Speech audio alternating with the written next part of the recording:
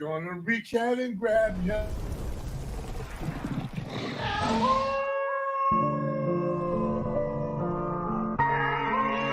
I dare y'all to say something worth a couple mil, but started off with nothing. Jumped out of 7th grade, I got rich and I started hustling. Caught them beat them bricks and them blocks and them fiends coming. When you work good, the neighbors will tell you the D's coming. Learned degrees from it, still get head and I count money. Plus I raised y'all niggas with fathers unlike Sonny. When you a boss, you talk to your plug in a different country, leave a deposit, get the other half when it's delivered. It's a Toronto with 2 guns on me paying a visit. With a bitch gotta talk a Jamaican but look British. I got a bulldog on me and I ain't talking about a pet.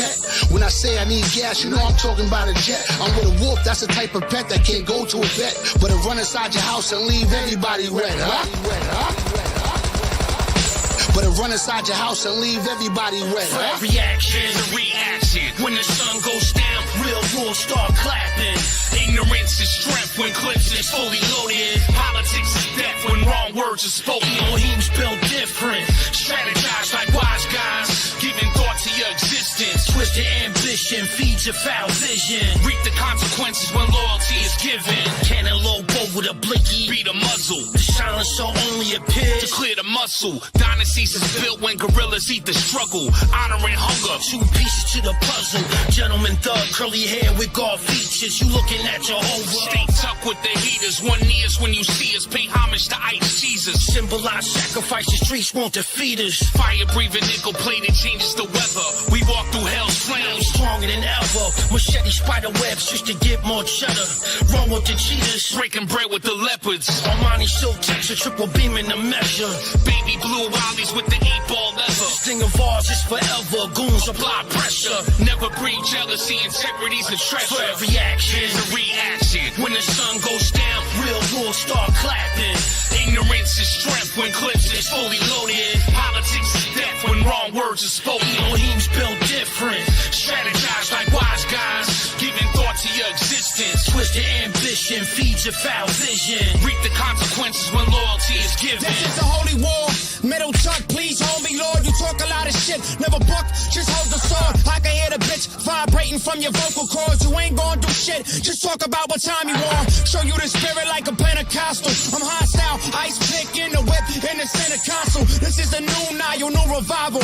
Homicidal towards the rival. It's just survival. Not gonna compromise, so I'm out the lies. I'm out for mines. You was feeling really strong till your alpha died. Try to change up your story and form an alibi. This open warfare flooded with violence like Palestine. Black batting gloves cover my hands, sipping Valentine. Back to the roots, Timberland boots, show them how to rhyme. Connect through the hood from the top like a power line. Resurrect my respect, leave them buried with a bag of For lime. every action is a reaction. When the sun goes down, real wolves start. Yeah. What's up, everybody? Boop, boop, How we doing on this Friday night? Welcome to the RUCKUS podcast show. Yeah. Let me turn this shit off. Yeah, I'm the DRP. What's up, everybody? Hey, my name is Rick Dog, a.k.a. the Evil Knievel of drinking. Evil Knievel. You never know if it's going to go good or not. You're more like Super Dave Osborne. It's always a disaster. Introduce yourself, boys. Introduce yourself. My name is Danny Diablo, and I'm happy and proud to be here at the RUCKUS podcast show. Yeah. What up? What up? It's your boy Jason Logic. Force 5 Records in the building. Who else we got to the left of me? What up, Jason the Sin God? I just moved out to Milwaukee to fuck with these crazy motherfuckers. What's happening? What's going on, Sin God? What's up, y'all? Pro here. 1:30 today. Live Force 5, baby. King Relic. Oh, that was Short short and and sweet. sweet. Let's get Very the short show- and sweet. Let's get the show in the Shout road. out to Big Left. He's watching. Oh, Big Left in the Big house. Left. What's up, Oh, Lefty? What up, Left? Yeah, BX. Oh, there he is right there. Yo, so every Friday we do this. If we're not on tour, we're not doing shows, 8 p.m. Central Standard Time. It's the RUCKUS Podcast Show. If you don't catch us on the live, which you should, why are you not watching us right now? You can check us out Monday on the audio-only version on Spotify, iHeartRadio. Hold on. Get it. You got it. Yeah, Rick. And Spreaker. Shout out to Spreaker. Sound Talent Media. Shout out to Tim Bora and Sound Talent Media. Shout out to Jay Reason for Jay making Reason. this happen. Yo. It's like the fucking Last What's Supper up? up here. Bubba Ford, what's happening? Don't say 504 in the that, please. house. So yeah, tonight we got a special guest. We're super pumped to have this dude on. Shout out to Danny Diablo because this is one of his boys. One of the goats. And he's one of the goats of the underground. This guy's been killing it forever and forever. I know a lot of people are fucking stoked to see this one. Before we bring him in, I just gotta.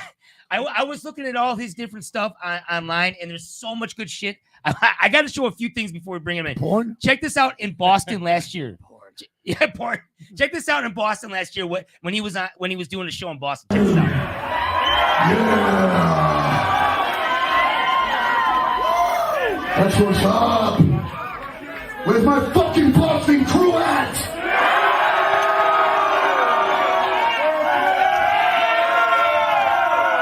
I fucking stick you on people to get out of line. Big fucking shout. Much. Will you all rep for me? Will you all kill people for me? That's what's up. Fuck me. Say it over there, faggot. Say it over there. Come over there. Come over there.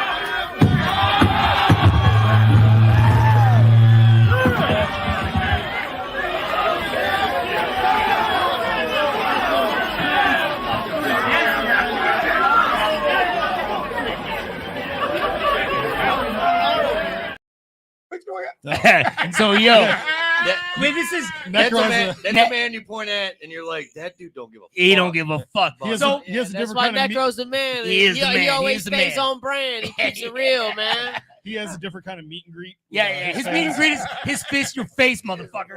Bring it to the stage, Necro. What's going on, brother? What up? What up? What's going on, brother? Chilling, man. How you Yeah, feeling? What up, Necro? What's good, Isaac? How you doing? How you feeling? I'm chilling, man. I'm alive. Good, Yeah, good. any day above ground's good, right? Yup. Sometimes. That's actually true. Very A lot of true. people are dead. Yeah. At our age, like people are dying all the time. So Think about it, bro. Prodigy dead. Yeah. Big Pun dead. Tupac. James Gandolfini dead. Yeah. So many, a lot of people died, man. This But year, a we're- lot of people died. A lot of famous people. yeah. You Yeah, know, so Mel Brooks, Don Rickles. No, wait, Mel Brooks is dead? Yeah, Mel Brooks is dead, right? No, Mel Brooks is still know? alive, ain't Is he? Don Rickles is dead. he? Don Rickles, yeah. Mel Brooks is it's 100. crazy. It's crazy because once you die, people don't really give a shit about you anymore. I mean, not really on the level that they did. You know, so you got to stay alive to be relevant. Because if you're Or on dead, the flip side, if it's kind of people love you until you die. Yeah, there's Yeah, something like or that. that. Yeah. it depends the way you see it. You know what I mean? And I mean, you get a certain amount of love when you're dead, but For a you little know, bit. people aren't really focusing on you as much. You know, it's kind of like, got to keep it moving. You know what I mean? So it's like people just keep it moving. You know, you get the little nod. You know, oh my man, yeah. But it's kind of like, in a way, people are waiting for you to die so they can take over your spot. It's like, I can take your spot over. Necro, you are living up to your name right away. You're Isaac knows what I'm talking about. Isaac, you know what I'm talking about. Right away, right out the gate. He's like, let's talk about death. No, but listen, I will tell you something about Necro. Yeah. Necro would tell me something straight up, and dead up. He would be like, "Yo, you got too many yes men around you." He goes, "I'm gonna tell you how it is," and I start laughing because I know exactly what he's saying. Because no matter what you can say about Necro, he will shoot it how it Straight from shooter. straight shooter, A and man with also no he will stand on it, and that's why I love him. Well, And that's not the greatest thing for the business because I was just going to ask you that. There's a whole bunch of fake people that don't want you standing on shit. You know what I mean? Like you might think on your come up, I'm gonna keep it real. That's gonna give me brownie points. But actually, the more people you fuck up, the more things that you keep it real with, it hurts you. So shit like that video that you posted. It wasn't last year, by the way. Oh, it wasn't. When was it? I was going to ask you more It might about have been 2010. 2000. Oh, okay. All right. Yeah, during my die tour on 2010 when I dropped that album. That was in Boston. And Yeah, I want to ask you. you know, the way it is, you know, on one hand, certain people are gonna respect you for that. Like, okay, he gets it in, blah, you know, blah blah blah. But a lot of people don't see shit from the street hardcore perspective of like, oh, I'm not gonna let somebody disrespect me. You're almost looked at in a negative fashion like that, you know, because it's like, oh, I can't book him now. You know, I'm not gonna book him again. You know, especially nowadays. Especially NECRO nowadays, all these Well, I'm kids, glad we're able to these promote kids you are like fucked that. up. You mean like so? Well, yeah, the whole people are woke. horrible. You know, everybody is, you know, a lot of those type of people that don't like us, they're called woke, right? Like they think that they know something that we don't know about being in the streets and hood, and oh, you're white, so like you don't go through anything, you know. And I'm everyone's against me because I'm this and that, and you know, really what it is it's a bunch of corny fucking people that are just, you know, projecting racism on us.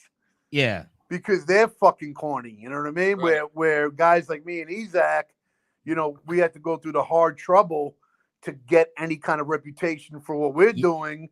Because it's not the norm, you know, like why isn't guys like me and Isaac mainstream huge? Why do you got to be a fucking, you know, not to diss Drake, but why do you got to be like a Drake type to get on and be huge? It's like you got to be almost soft. You got to be like, you got to play the game more. And you guys like, fuck that. I'm gonna make my own game up, and that's how it becomes underground, like what you guys are doing, right? Like you got these guys that I hear about, like you know, like the one guy's name is Young Thug, right? And he's supposed to be gang related and all that.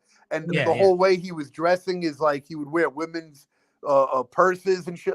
Like what is the whole thing about tough guys and gang dudes wearing women shit?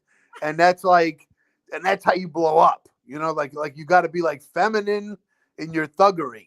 I feel like some of it is just for people to keep talking about them. Yeah, I think some of these dudes know what they're doing with the algorithm and how to manipulate it. That's sad. You know what I mean? Sad, you know what I mean? Kind of creepy, right? I mean, imagine dudes are like, yo, we got to be feminine, yo, to keep our thuggery going, yo. Which is fucking weird, right? If go rock a dress. Hey, get a dress. Might be advised to do that type of stuff, though. Who knows? I don't know.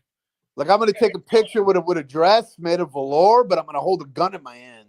It's gonna look hard. Like oh, nigga, you got beef? I got my guns, nigga. Like what? You got a problem with my dress? Yeah, you got a pussy under the dress too? You gonna shoot me if I put my finger in your pussy? Like I don't get it. I'm confused. And then nowadays you can't even talk about it because you talk about it, you get fucking banned and blocked, and it's like the cool thing to. It's the cool thing to rat now. Ratting is like the cool. Ratting that's the norm. That's the norm. No, that's not the norm. That's what they show in social media. Guys, I'll tell you something right now. Yeah. Right now, I just got kicked off of my live. Did you see that? You got kicked off your live just now. Because I'm wearing a Star of David's. And the thing, I wasn't cursing. No, you did. I thought you were bullshitting when you said you got kicked off just now. I thought you were just kidding when you said you got kicked off. No, I'm telling you right now. Yeah. Someone saw me with my Israel hat. I was wearing my thing like this. Yo, like that shit looks hard as fuck too. And they were like, they're reporting me something hate thing. How is that hate? How is there's not any hate there? Because if you are a man and you are a working person, or you're a person that grew up in a real fucking city and stuff like that, you understand what real racism is. Right? And listen, now all of a sudden these people are saying just because I'm pro, I'm Jewish. I listen, and I will always have Israel's back because I'm Jewish. I'm who I am. You're repping your hood. Yeah. I'm repping. It's like this. If you are a blood and you have beef with me and you kill two of my friends, I'm killing every blood I see. You know what I mean? Especially if you come to my house for no reason and kill two of my family members and rape them and walk out. Then you complain when I kill out your whole chapter. That's some fucking weird shit. Allegedly. No, just Exactly. What? If we keep it real, right? Being us as New Yorkers, okay? Like you're New Yorkers. Yeah. Straight up, if you analyze it, right? Palestinians are basically pussies. Okay, I'm gonna explain. I'm gonna explain it. These are the words of Necro, not Force 5 I'm Records. gonna explain why. Tell I'm not Necro. just being a dick about it. I'm gonna explain why. The reason that they're pussies is in the last 30 years of hip hop culture in New York, they didn't fucking exist. They were working bodegas, and they were fucking lucky if we came in their fucking store and bought something and were cool with them. Now, all of a sudden, now in the last year, now in the whole year, it's a whole fucking movement to run around New York City and scream, fuck Jews, fuck Israelis. So basically, you've been hating us silently on the low all these years, okay? And you weren't part of no fucking... Basically, if you look at Palestinians now, they think they're Puerto Ricans. Oh, those guys. They're trying to be they're trying to be hood. They're trying to be hood. They're trying to, gather up 20 at a time, trying to jump people. Not to say Puerto Ricans did that, but I'm saying everyone knows in New York City, if you grew up in the projects, you grew up in the hood, you know what I'm saying? You have thugged out white kids, you have thugged out blacks, Puerto Ricans. Arabs were never a part of our culture like that. You might have had maybe one that might have been down, but 20 of them. Oh yeah, but like I'm seeing, and it's different. It's different now because they assimilated into New York City and copied, saw everything that everybody was doing that was hood. So now Arab kids got the haircut. Now they're walking around saying nigga. You see the Arab kids as they're talking shit to Jews. It's like, what, you Jewish nigga? Fuck you, nigga. You know what I'm saying? Yeah, nigga, fuck Israel. I know, bro, that's some new shit. That shit was never some New York shit. My thing's this. Like, I just, if someone came into the United States and blew up with the thing, we would go there and blow the fuck up. Just get back to fucking hostages. Well, listen, check it out. If you want to keep it real, keep it real, son. We blew up fucking Japan and dropped nukes on them, and nobody had a problem with that. Well, there also wasn't social media back then and everything else. Fine, but what I'm saying is, we took out. Listen, they killed 2,000 fucking people at Pearl Harbor, and we fucking nuked 2 of their cities. Nuclear war, fucking decimated them. That's one instance. Wait, check this out. That's one instance. With the Nazi Germany, Britain dropped fucking bombs all over German fucking cities, taking out millions at a time. That was not a problem. That was, of course, Britain needed to do it. Now, what Israel's doing now is nothing compared. Check this out.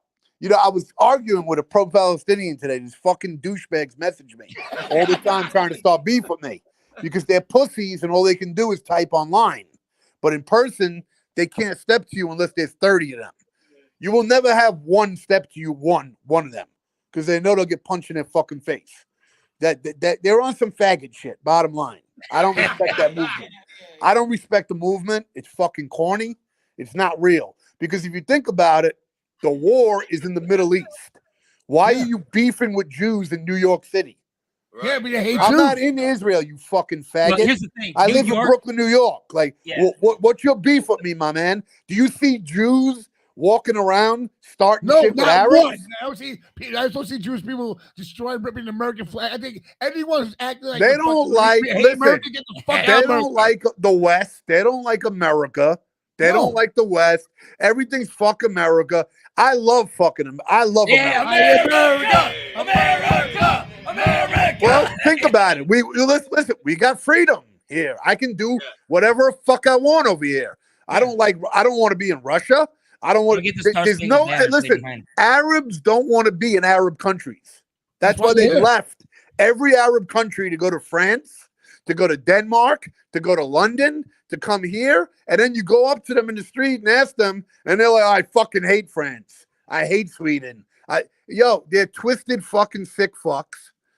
They're taught from little kids to kill Jews in the schools. Yeah, it's sad. It's a sad. Now, why are we hated on? Jews are hated on because we're fucking dope. Bottom fucking line. Listen, I'm telling you right now why we hate. We're dope. We are the smartest. We're the best scientists. Dang, what about Serbians? Listen, I'm telling you something. even all. I'm not. Listen, I'm not even gonna say like we're the best of anything. I'm saying we are the so best fucking comedians. dope. Yo, that this is how I look at it, you guys. Wait, who's you guys? What are you talking about? What do you mean, you guys? You guys. you Jewish guys, listen. I'm kidding. No, we're Jewish. artists. Listen. We're not trying to, like, Every aspect of fucking music has some kind of Jew behind it. You want me to blow your fucking mind? I'm gonna blow your mind. Can I blow your mind with a fact that you probably don't know? Yeah. Okay. I'm watching Grandmaster Flash on Drink Champs, and he's talking, and he goes, "There's 2 records that are the most fucking monumental in hip hop." He goes, "One is Cool Herc, his choice, and one is Grandmaster Flash's pick." He says Cool Herc's record is Apache. Apache is considered the b-boy anthem of hip hop. Do you know who created Apache? A fucking Jew. A guy named Mike Viner from the Incredible Bongo Band. He's the one who fucking produced the fucking record. So Cool Herc, basically, his number 1 record for b-boys and creating hip hop was playing a record made by a fucking Jew. Now you're gonna tell me, Jews and whites ain't down with hip hop, but you can rock a fucking record though and act like it. I mean, how the fuck are you not gonna salute the person that made the fucking record that you're building your movement with? I tell people all the time, like the record industry, the Jews took a chance with hip hop and put it out. It was Of Jews course. that put it out. No one else. Listen, we were fucking down, and that's it. I'm not saying we fucking created it, but don't act like we weren't there, putting money up, creating samples. Well, Grandmaster Flash says his record is Mardi Gras, created by Bob James, a white jazz guy. Yeah. So Bob James, okay, you know what the cool thing about Bob James is? Everybody sampled him a million fucking times. He never sued one black rapper. James Brown sampled a million times. James Brown sued everybody. Hey, give props to James Brown. James Brown's awesome, but he fucking sued everybody. Bob James got sampled as much as James Brown, but he embraced the culture and was like, I look at this as an honor. Bob James made Nautilus, the shit that, I don't know if you're familiar with Nautilus, one of the most fucking legendary records sampled. Yeah. Live at the Barbecue with Main Source, Daytona 3000 with Ghostface Killer. Here we go. Beats to the Rhyme from Run DMC. I mean, it's all created by a white guy. You know who else is like this that knows every sample to every Rugged Man. He knows every sample that came. Rugged Man's a dick sucker. Let's not mention Rugged Man. He can suck a dick. Fuck that faggot. Really? You guys are all from New York. You know, Rugged Man got beat up at a Coka show and denies it. What? You know, Rugged Man got beat up at a Coka show but denies it. Wait, he got beat up at a Coka. Right. He got beat up backstage at a Coka show and denies that it happened. So, anyone who denies beef, anyone who doesn't keep his name correct on beef, lies on beef, fuck them. If you got fucked up, admit it and keep it real. But you're trying to lie to people and say you didn't get beat up, you're fucking fake. He's a fake nigga. Fuck it. On that note, I do want to show this. I was looking at a bunch of stuff, Necro, and I went to your website, and I think you're the only person. I'm going to show this real quick to everybody. This was awesome. The Necro Girls list on your website. That was before. Whoa, that was before the Me Too movement. I don't do that no more. I love it though. Listen. You can't. That was me showcasing groupies But we're talking a long time ago. You're a smart man. That's why. Yeah, but not anymore because now a groupie is whack now. A groupie will be on your dick, but then turn on you one day later. Oh, yeah. Well, that's why they're called groupies, you guys. No, those emo. No, but they used to be more loyal. They used to be more loyal. They're going down. All the what? All the emo bands that always like in hardcore, we like, oh, the emo guys are so nice. They all got like lawsuits and fucking going like getting locked up now. Well, they all got sex. Why? Because Ron Jeremy's in prison now. So what does that? Yeah, Ron Jeremy is in prison, right? Yeah, Ron Jeremy's in prison. Like nobody's safe, man. Well, The world is fucked up. You can't even be a porn star. Listen, Ron Jeremy's a porn star. Porn star. What do you expect Legitimately from him? was a pussy fucker, and he had to go to jail for it. A pussy fucker had to go to jail. Ron Jeremy and Bill pussy Cosby. fucker. Bill Cosby and Ron Jeremy got locked up. Well, Bill Cosby was telling people he was putting drugs in shit. He's a little foul. Allegedly. Ron Jeremy was a little bit more upfront with his shit. Like, I see. He was just straightforward. Cosby was like the fucking sweetheart of America. You know, Ron Jeremy was a known piece of shit dirtbag. You know, you expect that from him. Nobody was surprised by that. Yeah, he put it out there. No, what I'm saying is the kind of women Ron was around, they're fucking lowlives. Why would they fucking rat him out when they're getting fucked in their ass 10 times a day? Same way Bill Cosby. They did something to someone, and they were like, "Fuck you," and that person's powerful. And they listen. I'm trying to say something. Yeah. When people that are famous, like Puffy right now, all these guys, they someone to someone, daughter, granddaughter, or they were supposed to do something. And they're like, "Oh, you want to fuck around?" And these people are richly power. You know, they have power. People way more money, more power, destroys them. Right. It's possible. It's possible. Listen, anything's possible if you think about it, because it's not like it's just Puffy's known to be fucking a little fruity though on the low. People, I know. I'm reading all this shit now about him. I think we all knew that though when he was coming out with silk suits and all that shit on Bad Boy. I mean, I didn't think the dude was on some homolism. No. But now, yes, the last 3 years, people still talk about that shit. Wait, someone said Ron Jeremy smelled like horse piss, so they got pretty close to him. We're looking at the comments right now. So someone said Ron Jeremy. Listen, I tell you, Ron Jeremy was always cool to me. No, he's from Queens, everyone. Okay, he's Jewish. And he's Jewish. What? Here's the thing. He's from Bayside, Queens. This is what I want to say about he's a scumbag. You know what I mean? He's a scumbag. You know. Nobody's arguing. He was always at the Rainbow Room getting fucked up. Like, Necro, this is what I wanted to say. Like New York cats, all you guys, you're so used to like everything in America and everything around the world is in New York. Right. Remember that. Yeah, I know that. Every time I go there, I'm like, this is. New York is the world. Everything that is the world is. Well, let me tell you something. When I got arrested in Switzerland, right, and they fucking kept me in jail for a week, and I was shitting green. Damn. When I came back, and they deported me, and then I fucking called the country on Facebook on my way home, Snitcherland. And when I got home, I kissed the fucking floor at JFK. Literally, I kissed the fucking floor. USA. Yo, the fact that I got, listen, let me tell you, the people in Switzerland, they were talking German to me, and I'm like, I'm a fucking Jew, and I'm in their fucking jail in court. I'm fucked. The fact that I made it home alive, I was kissing the fucking floor. Yeah. So check this out. So I'm in the fucking jail there, and all these goons come up to me, like 10 of them, right? Yeah. Like trying to test me. They're like, what are you here for? Right? I said, I'm here for breaking faces with my fist.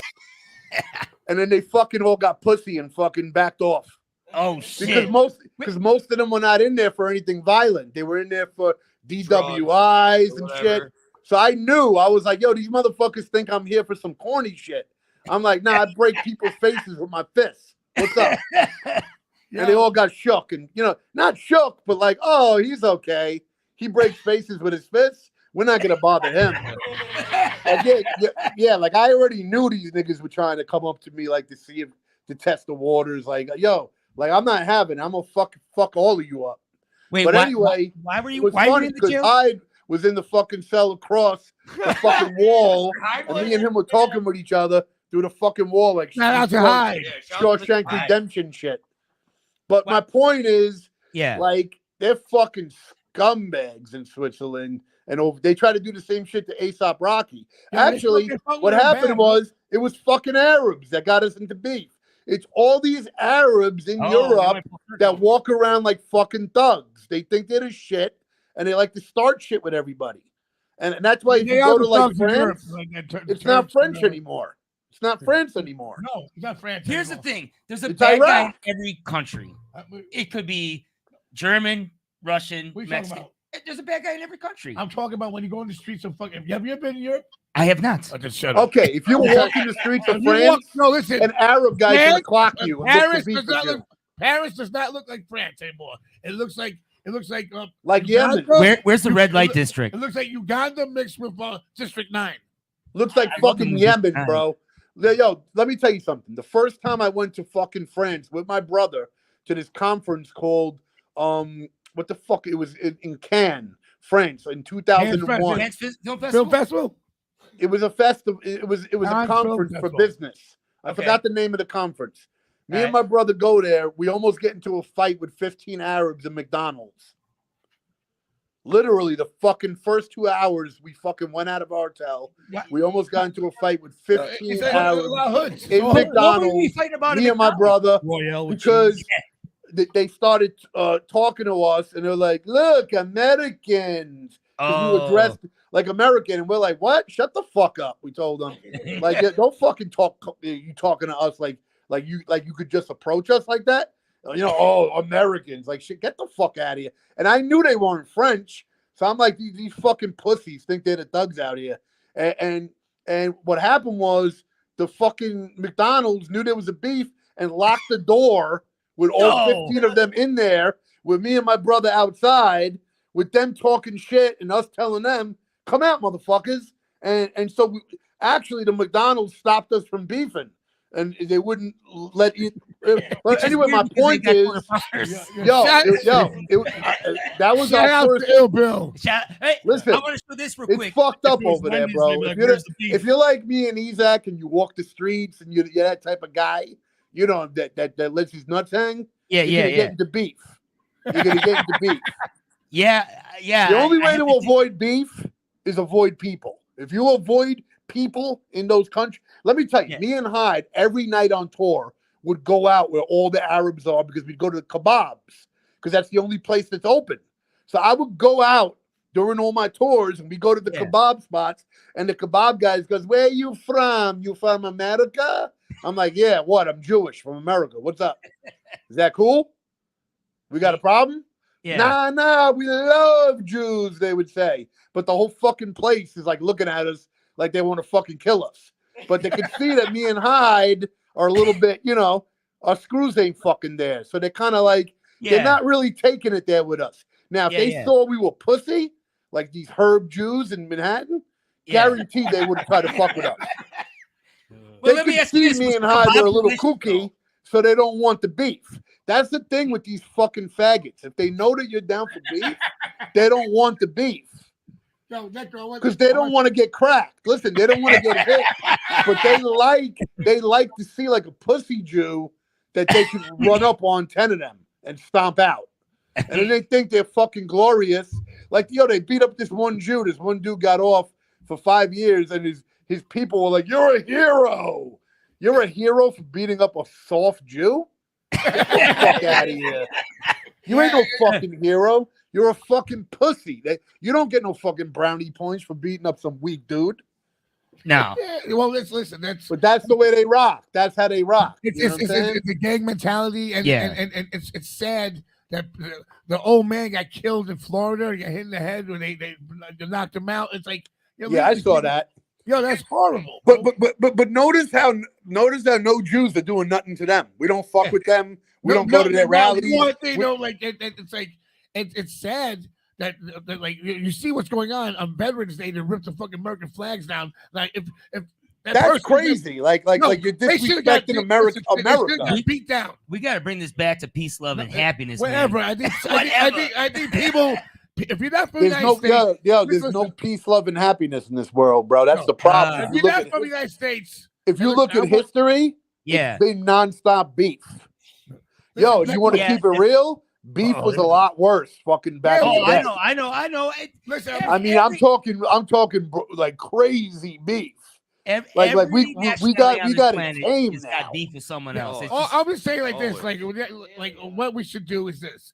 You look at the history and shit, like people really got massacred on next level. NECRO. Yeah. I think all the people who are disrespecting the United States, disrespecting wherever is going on. Like, I think people should be allowed to come to this country, but they have to go through the right channels and do the right thing like everyone else has done. And now there's people coming in here right now. And I said we deport all these fuck. Listen, I said we deport all these anyone that crimes. And I'm hoping Trump does. I'm hoping anyone that was going in the street talking shit about fucking America and messing with the flags, deport every single of these fuckheads, send them back to their piece of shit country. Yeah. Because, like, you don't love America? Get the fuck out of here. Get the fuck out of here, yeah. I don't want you fucking here. But, like I said, you guys, America's every single nationality. What did I just tell you? I want you to come to a fucking Here we go. States, the right fucking. So let me ask you this, though. What are you talking about? A Palestinian guy, you could be cool with him, right? Yeah. As long as he's cool with you. Yeah, I'm cool with everyone. Okay. But you say go fuck the Jews and fuck Israel. No, but you want to know? Yeah, but you want to know? You want to know what the sad thing is? You want to know what the sad thing is? What's that? I feel you on the. Would you be cool with a Palestinian guy if he's cool with you? Because I've always been like that. I'm not a racist. Yeah. But I know Danny's like that too. Palestinians are walking around saying fuck Jews. We like you understand what I'm saying? They're walking around saying fuck Jews. That's the Jews. That's the Israel. And they're harassing New York Jews. How dare you? You want to get down because this is how funny it is.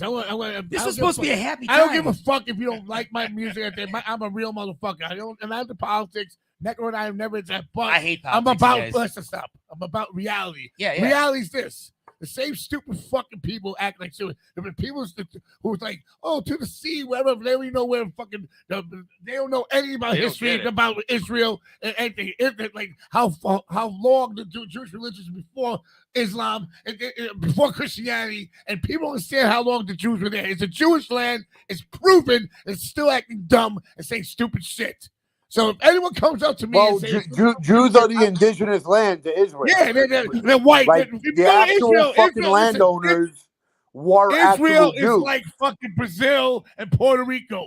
It's black, white. Yeah, fat, but check this out. But listen, Isaac. Here's the thing. It's not even about the Jews were indigenous. The shit that boggles me, that the reality is that back in the 1948, back in the 1948, there was a dispute and they all attacked Israel and Israel whipped their ass. How many days? Tell them. I don't know, for a couple of fucking days, 6-day wars and whatever. No, listen. No, listen.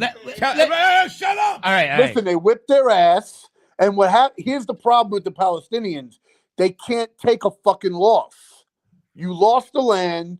You lost the war. Okay. And that's how nations are made. Listen, if they had brains, they would have just made peace with us and been our friends and worked shit out and built up. Gaza would have been fucking beautiful right now. Instead, all they want is death to Jews, death to Jews. Okay? Well, what are Jewish people doing? We're just fucking doing normal shit, man. We're building businesses. We're making movies. We're making music. We're doing normal dope shit. What are they doing? Kill the Jews. Kill the Jews. But notice, you can't kill us, you faggots. You keep losing. You keep losing. Yo, there are fucking delusional people that fucking have this fantasy that there's somehow that protesting a fucking Starbucks in Chicago is somehow going to get rid of Israel. Bro, you're not getting rid of shit, bro. And here's the joke. This is the fucking joke. Israel's the size of Jersey. If you look at Middle East, it's the whole fucking Middle East is Arabs. You're telling me that billions of Arabs in fucking 40 countries, you can't fuck with one little fucking country the size of Jersey? They can't even beat the little country the size of Jersey. They're such fucking idiots, bro. They're the dumbest fucking people on the planet. Seriously.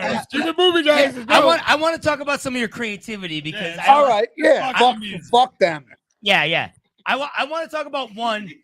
Everything you do in art, like let me show this piece. Yeah. This is something you just dropped, but everything art-wise is. You know that was.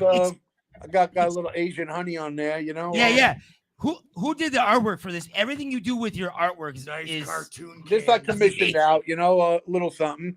You know, that was basically like Street Villains steez, where on Street Villains is a mixtape steez, and basically, you know, on a mixtape you're allowed to do things that you're not going to put on your professionally solo studio albums. So like let's say, you know, I just had an urge somehow creatively and was like, oh, I want to rap on Sade's The Sweetest Taboo. I normally heard that the other day. It was dope. Yo, fire. Appreciate it. Now, I wouldn't normally rap on that on a NECRO album, let's say, because it doesn't fit. That's not something I would sample for that.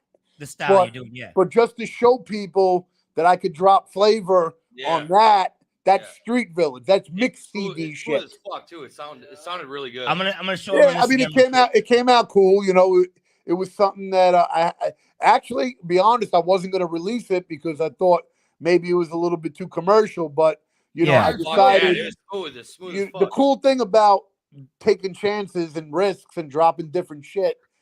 So, for instance, you know, I caught my mother listening to that song. She never listened to my Spotify. Yeah, never. But because she, you know, subliminally, Sade was something that she would like normally. Yeah. And now she's hearing me rap on Sade. Right. It's something that so I can imagine how many other people normally wouldn't listen to a NECRO album cut, but now they put the song with me rapping on Sade on their playlist. So I just made my fan base bigger by taking a chance and doing something different and not really compromising myself, because I'm not putting it out there like, oh, it's my single with a huge video for the NECRO album. I'm making it clear to people. This is the Street Villains collection, and it's a track. Yeah. It's a zone. So I did the same thing with Blood Brothers with Ace of Base. I got to show this right now. This picture, Blood Brothers, you and Ill Bill, you guys just dropped this too. This is super dope. And it's very good. And explain how, obviously it's your brother, but why'd you guys decide to do this one just recently? Basically certain circumstances, you know, my mother basically, you know, was able to bring me and my brother back together. Awesome. You know, and we both kind of USA!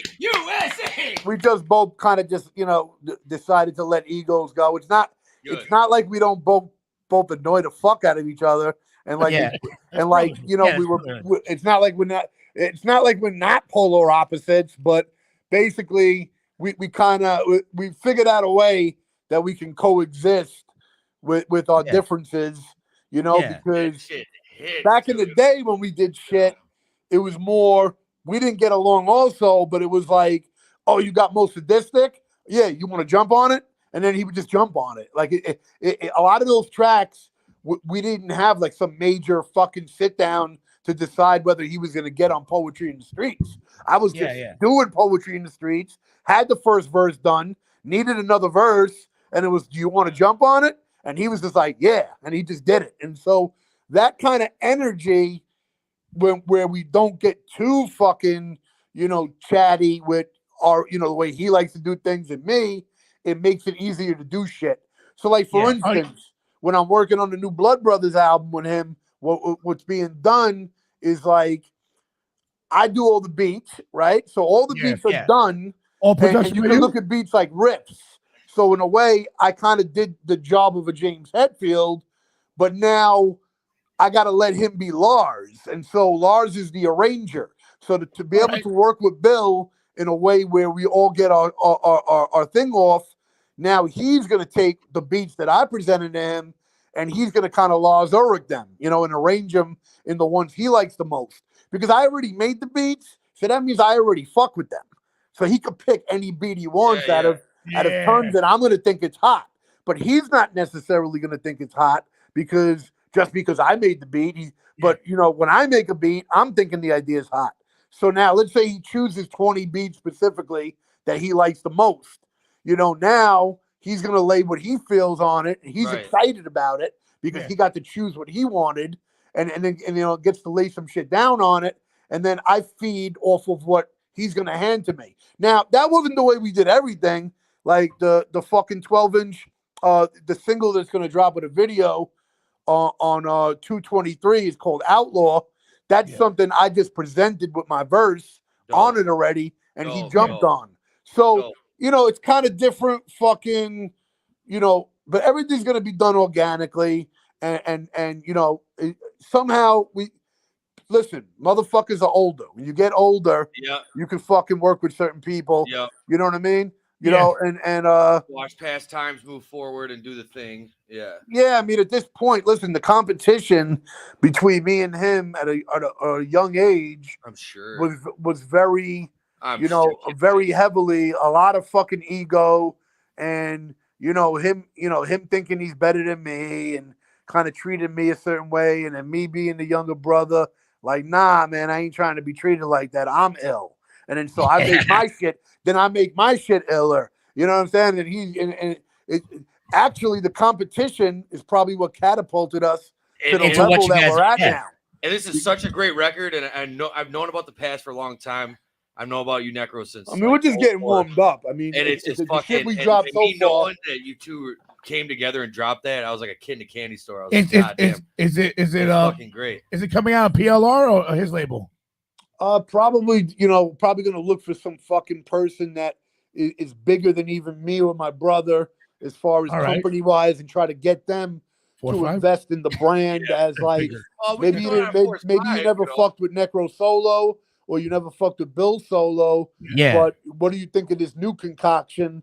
You know what I'm saying? And then you know, try to like treat it like we're treating it like its own brand. Like if you go to the fucking Spotify, I mean, we're already at 20,000 listeners and we're barely 3 months fucking doing anything. So that's amazing. You know, Yeah, that's a good sign of like, you know, the potential it could reach when, you know, we drop like a fucking project. You know, I'm thinking, you know, it's going to do fucking good. But, you know, I mean, now at the moment, you know what I'm saying? The goal is to find a company, somebody, you know, official, you know, like, well, I haven't found that person yet, but you know, there's somebody out there. All right. That, you know, I'm talking like, you know, I'm talking like official companies, like people, you know, that you hear about that get these. So big everyone deals. out there, hear this, everyone. Spread the word. Spread the word. Spread the word. Blood brothers. Blood free brothers. agents. You know what I mean? And in the end of the day, you know, we could drop this shit indie. It's like, but it's like, you know, I mean, I do that already This anyway. needs to be big. This needs to be big, real big. I would put this behind larger than life. A drop of. Yeah, I mean, listen, I want it, but you know, the problem with that is, you know, the industry is super corny. It's like you'll have people that you would expect would fuck with us Bill up there in dresses that won't fuck with us. You know what I mean? Like, listen, the way it works in music and the way I feel is being that as experienced as we are in the game, people should be more down to fuck with us now. Yeah. But in hip hop is a fucked up game where if you don't handle your business yourself and your way, and you're not your biggest cheerleader, people tend to think, oh, you've been out a while. Oh, I'm on the dick of this new boy, you know, who's only 25. And like they don't give the respect to legends kind of the way that rock is done. Yeah, I was just going to say that. In rock, they give hardcore the legends. Punk, same thing. Yeah, hardcore punk and metal, but hip hop, they don't give props because to people. Why though? Why? Because Why because the thugs that listen to hip hop don't give a fuck about anything. I'm telling you straight up. I'm a street guy. But here's the thing. Listen, I'm listening. The only people that get to buy records of these new rappers are all fucking white kids who want to be thugs. And they're like, oh yeah, I'm hard. I walk like this, and they really don't know street life, and they can care less about anything. The same guys are shop at the Gap, say the Abercrombie Fitch. They don't give. Well, and then you also got like these business people that they only want to fuck with you if they really think they can make a lot of money with you. If they don't, like there's certain people. Nobody's taking a gamble anymore. Yeah. No one takes gambles. People that hang out in circles and ways that me and you, Isaac, don't hang out in, and their whole purpose is to become friends with people, to open doors and stuff like that. And if they don't think they can make enough money off of you, they're not going to want you to be the guy that they're going to manage, because their whole life is based around money. And so, like, this is a lot of times why people like me, I had to do my own thing because I got rejected too many times. And when you get rejected, it's like, well, what do? Do I do it myself? The way Jay-Z did it himself, and Damon Dash, or do I just give up? A lot of times, people like me, even Jay-Z, you know, I mentioned him just because he invested his own money, you know, to make the first records and to get that. He just did it in a way I wasn't able to do. I didn't really have a Damon Dash. Damon Dash is a very unique character as far smart as like, guy. He's smart dude. Yeah. Businessman. So, Great businessman. Very, very smart guy. So, you know, listen, everyone has their own fate, and anyone can get anywhere. But the reality is, it's going to take something. Like, for instance, anybody can blow up anyway, but it's going to take something. So if you're in a certain area right now and it's right here, for you to be able to go here, you're going to have to do something different than what you've been doing. Yeah. If what you've been doing is a certain type of music, and you want to keep continuing that music, maybe you're not marketing it correctly. And the way you've been marketed, maybe you didn't put enough money into yourself. Maybe you didn't politic enough. Maybe you didn't have enough meetings. Maybe you just need a manager, and that manager needs to, you know, you got to think about it. Certain people have Eminem's manager. That's why those, you know, like, yes. That's why their careers are at certain levels, because he can open up certain doors. Yeah. There's a lot of different people that are like that on that level. For instance, not to take a snipe at Alchemist. Alchemist is cool. Shout out to him. Yeah. Shout out to Alchemist. But if Another you Jew. notice, there's a reason I'm mentioning him. If you notice why Alchemist, if you look at his Spotify, it's 6 million. Why would Alchemist have a bigger fucking Spotify than me or my brother? Or that doesn't make any sense because he produces or even beats. dudes in Wu-Tang. Right. Like he's Really definitely not as good a rapper No, as me hell or no. my brother or anybody in Wu-Tang. No. It's because he's That's not managed enough. by people that get him so many opportunities that, you know, so it really does matter. If you have a fucking team that's helping you, you can take your talent to another level. Yeah. And you know, and it's just factual. So now the level I've gotten to that I'm at like 430,000 monthly listeners. I mentioned Spotify. Yeah, that's Spotify amazing. is the only barometer that you can't fucking fake. Yeah. Like, you can fake YouTube views, you can fake Instagram bullshit, but if you're this is just, you know, no hard feelings to anybody, not trying to shit on anybody, just telling you the business and the real. If your Spotify ain't popping, or it is popping, that's fucking organic right there. That's based on people typing your fucking name in on the app and listening to you. You okay? And if listen, and if you don't have enough listeners, then it's possibly that you need to promote better, or you're doing something wrong. But now me, I got 435,000, let's say right now. I'm not happy with that. How are you not happy with half a million? I want to be at 4 million. Yeah. I want to be at 4 million. I mean, that's right. Absolutely. Now, how am I going to get to 4 million? Now, why do I want to be at 4 million? Because I'll get 10 times more money. Well, yeah. Bottom line, I'll get. Well, check this out, Necro. I want to tell you something right now. You know for a fact that if you and Bill go on tour, let me just talk. Yeah. That it'll be sold out every show. Oh, every These, one. let me just talk. Yeah. But these Spotify new kids, whoever, will play a show, and no one will be at the show. 13 people. Yep. Right. These people. Well, you want to know the crazy thing? You know, it's different for everyone, because you got exactly what you said is true. And then on the flip side, you'll have like a Suicide Boys type of people that do that genre, and then they're playing these huge shows with huge Spotify. So it's like it's the music game is so fucked up that you'll have one of what Isaac is saying, and then one that is not like it, and one that is like it, and it's like everybody's fucking career is unique. Excuse me, and you have to figure out what works for you. Like right now, there's this rapper. I don't really check for him, but he's been popping up, you know, in certain algorithms. His name is Little Mabu. He's just some white kid that goes to college, but he's making big records with black artists, and he's blowing up. And I think he dissed fucking Blueface and something. And how the fuck does he blow up? What the fuck is he doing? Obviously, he figured out a way. To drop the right shit to the right people at the right time. A lot of it's just catching lightning in a bottle. Really. Yeah, and knowing sometimes, I mean, listen. Sometimes it's Lotto, right? And sometimes it's not. I mean, Lotto's the easy thing to say, but because yes, of course, that could happen. But like, is Lotto really for 99%, or is 99% of the ones figuring out a way to fucking make it happen? Yeah.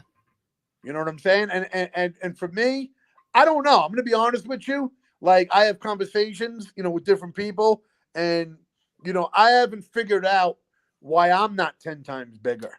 Because here's the way I think of myself. You might think I'm a narcissist and might think I'm a little warped. But just so you can get into my mentality, I think I'm as dope as anybody out. Yeah. Now, but look, in different spectrums. So I'll explain what I mean by that. So, like, I think I'm as dope as Eminem, but I don't think I'm as dope as Eminem the way he's dope.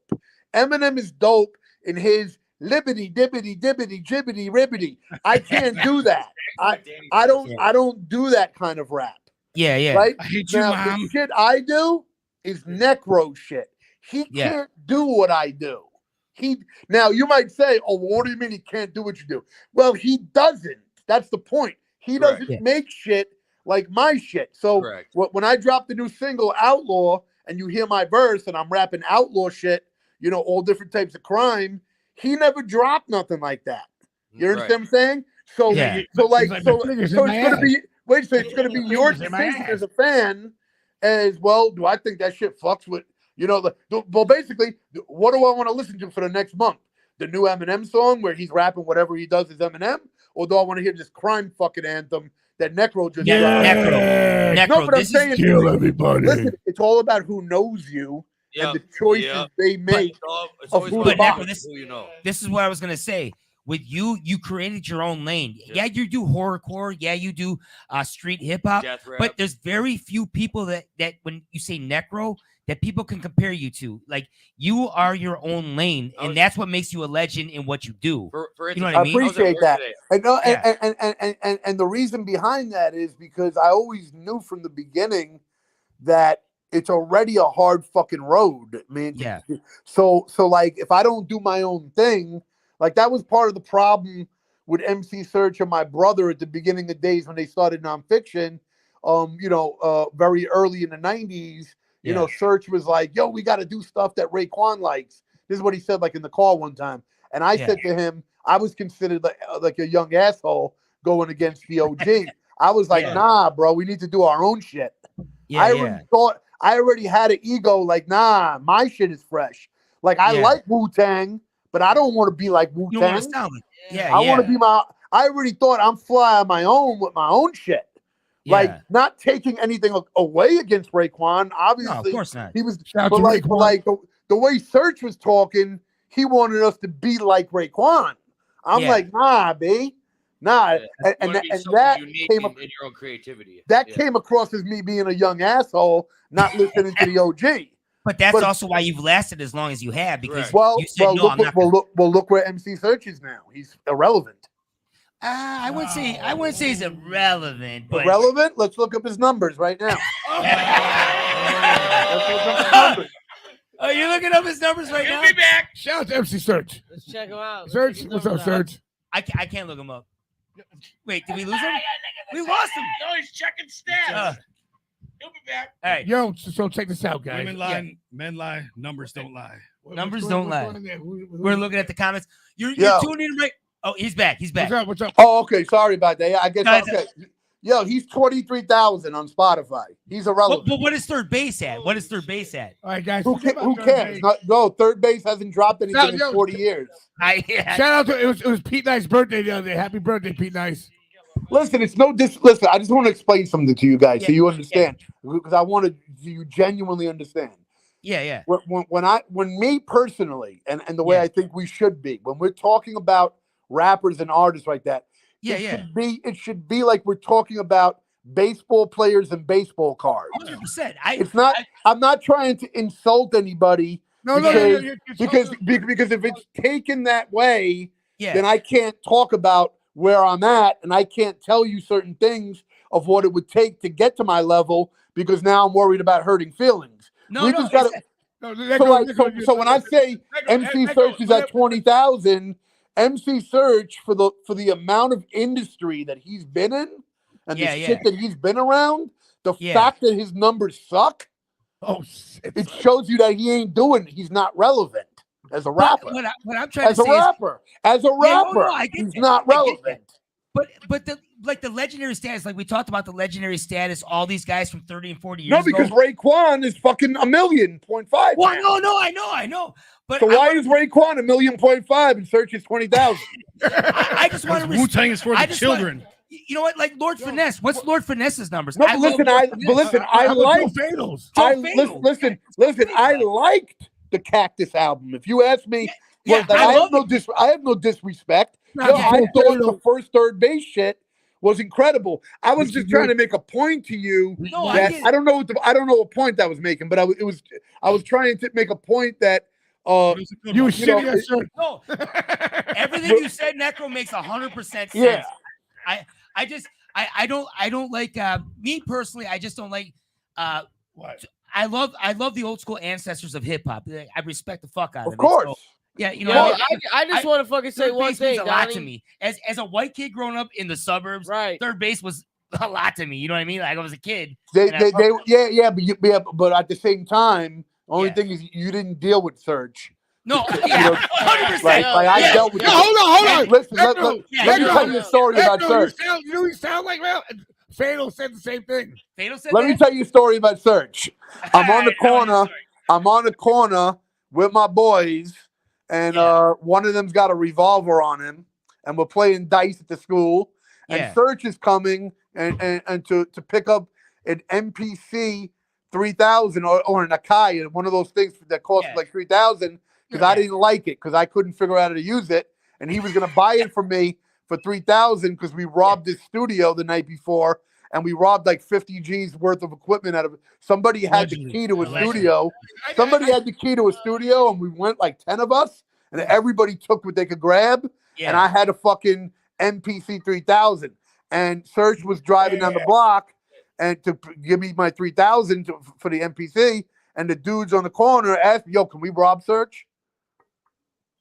They're like, "Can we rob him?" I'm like, "Nah, bro, I deal with that dude." They were like, "Oh, man."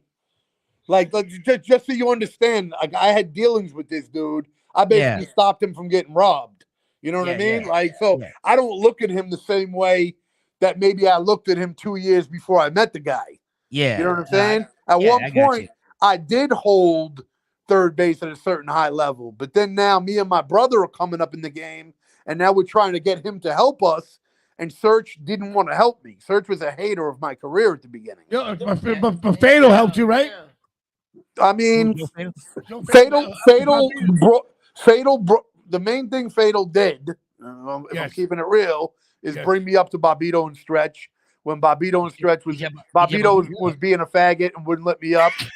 Not because I won the demo battle contest in 1990 on Stretch Armstrong and Bobbito, and he wouldn't let me up.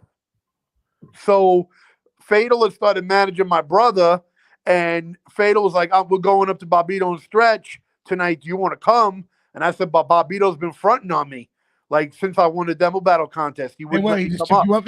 No, because part of going up, winning the demo battle contest, was you get to come up to Bobbito and Stretch with an appearance.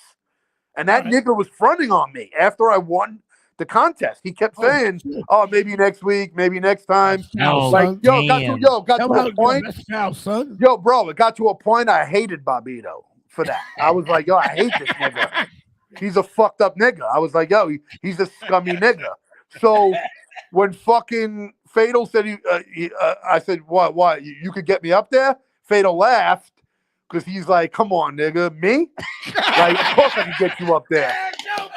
No, because Fatal was a known street nigga. Fatal was a known street nigga, so them niggas were not. Bobbito was scared of Fatal. He was not trying to tell Fatal no.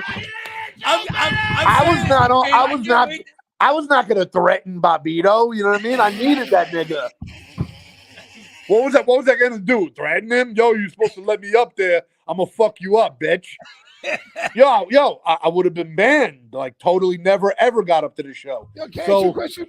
Like, but I know how I got into your music from a kid named Mike who was a cop. He became a cop, and he showed me a tape of Necro and this guy named Carnage.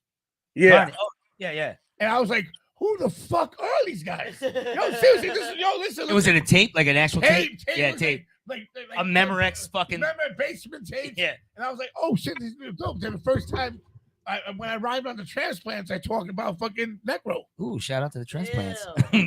Yeah, Ezak showed love at the beginning. That's why I knew when I met him, I was like, Yeah. yo, this dude's awesome because he doesn't have any fucking ego to be able to show respect. Like, and Yeah, he's got an ego. that was very rare, to be a guy like that, where all these other white people, or people that were not black guys, were always hating on me and Bill. It was like it's always you want to be the white guy that's down, the only white guy anybody fucking likes. Like, Well, it's because they're bodying them too, and they get that's the embarrassed about New that. They don't York like that white shit. guy thing. Everyone wants to be the only white guy down. So if you're a white guy doing shit, you'll get fucking hated on. All the white A&Rs. Yeah, you know hated on me and Bill. It's even crazier. When I think about Jews, I think about Italians. I don't think whites. It's a weird thing. People bug out on me, but when I hear when people say Jewish people, white people do not even want to be in the same room as Jews. I'm trying to tell you something. Yeah. So I was trying to make a when you joke. talk to a white person, listen. when you talk to a white person, when you talk to a white person, and they're like, "Oh, the fucking Jew," they don't consider Jews white. So when people talk to me, and my mom's Puerto Rican, she's part black, then we get the whole thing Spanish all together. My thing is like I was raised as a Jew and as a Puerto Rican. Right? That's how I was, a street kid. So when people say, "Oh, white," I consider myself a Puerto Rican Jew, but I'm a Jew. And people are like, "Oh yeah, but you're not a Jew." No, I was bar mitzvahed. My family was Orthodox. I'm a Jew. You know what I mean? Yeah. And I'm Puerto Rican. That's the two things. And so when I say cultural, I mean I'm a street kid, just like Necro's a street kid. You know what I mean? Listen, check this out. I'm going to tell you a funny story. So, you ever heard of Clark Kent? Yeah. The DJ in hip hop who everybody reveres. Yeah, Is a Clark great Kent. guy. Yeah. Yeah, he's an anti-Semite. So I'm going to explain to you how. So That's why basically, expose him. he used to be the guy that allows you to get into the new music Seminar? the DMC battle. You'd have to go. He was the guy who approved you. So DJ Riz brings me and my brother to his house in Bed-Stuy, and with a demo of mine that I made at DJ Riz's crib with me killing it on a beat. Yeah. And we'll go into DJ Clark Kent so he could hear it and then decide if I get on. So we're right in front of his house, and he comes out and he's like, "What up, Riz?" And he says, "What's up?" to me and my brother. And a Hasidic Jew is walking down the block. And he goes, "Yeah, fucking Jews." And me and my brother look at him like, "Yo, bro, we're Jewish." Yeah. And Clark Kent's jaw dropped. Oh, my bad. I didn't mean it like that. And we're like, "Yo, bro, that's kind of whack. Like, we're coming to your crib and you just assume we're not Jewish?" Yeah. I don't know. I thought maybe because you're with Riz, you guys were Italian. But I don't mean it like that. I'm not racist. Basically, cop please. Cop please. Because if he didn't cop please, like if he would have talked back to us in a way of like, "Yeah, whatever, son," you would have fucked him up. No, me and my brother definitely would have pounded him out right in front of his house. The only reason we didn't pound him out is because because remember, we already came from the projects fighting black kids every day. So that shit was nothing new. So it wasn't like we didn't give a fuck. But the point is, we're not trying to beat up Clark Kent. I mean, he's a fucking legend. He's a legend. So many people get fucked up like that. No, allegedly. But anyway, he was copping please, and then long story short, so we left and we thought it was shady, and fucking he ended up putting me in the the battle and whatever. But anyway, point of the matter is, like, I've been dealing with dumb fucking shit like that, but I was a little fucked up. I'm gonna be honest with you. In my own way, I was fucked up. Like, one time I go up into Vibe, right? To show you how I was warped. I was a warped kid from the street. No, I go into Vibe, and Daytwan Thomas is this guy who everybody knows. He was the editor of Vibe, and I sit down across from him and I'm talking to him, and he's like, probably just asked me something, and I'm like, yeah, niggas fuck with my shit. You know what I'm saying? I keep it going, and he's looking at me like he didn't have enough balls to say to me, yo, why are you saying the N-word? And I'm saying it like normally, like, yeah, my nigga, I keep it real. You know what I'm saying? My shit is crazy. I'm from the hood. Da da da. I'm trying to sell myself, and I'm thinking it's okay using the N-word, not realizing that this dude, he's so pussy. Daquan Thomas is crazy pussy. He don't have the balls to tell me in the room, yo, B, you can't use the N-word like that. Because I might have been like, what? You can't tell me what I could say. I might have punched him in his face in Vibe in the office, maybe. Because that was how warped my mind was. Allegedly. No, I'm just saying my brain as a young kid in New York was very warped. Because no one can tell us at that time when we're coming up what we can do and what we can't. I don't think anyone. Exactly. I was just saying, no one can do that now to you guys. What are you talking about? Now, how people are always like online, oh, you would never say that around me. I would fuck you up. Like, bro, that shit don't apply in New York. First of all, in New York City, blacks were calling me the M-word. I was being called the M-word by blacks first.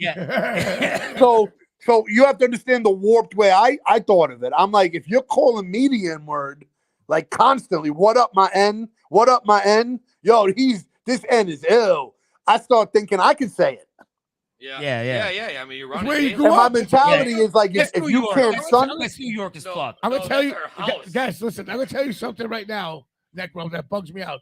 Everyone I see, the only people that complain about anything like was I had to fight with all these people saying, like Puerto Ricans had nothing to do with hip hop, and I'm like, what? That's fucked up thing to say.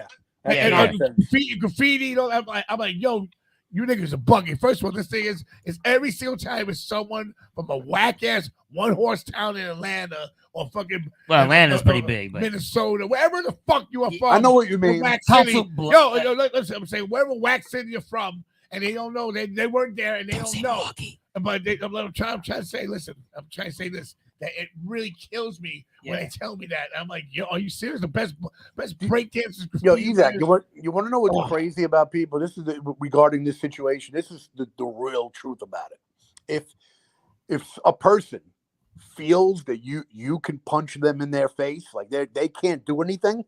So they're not gonna fucking step to you and say a fucking word.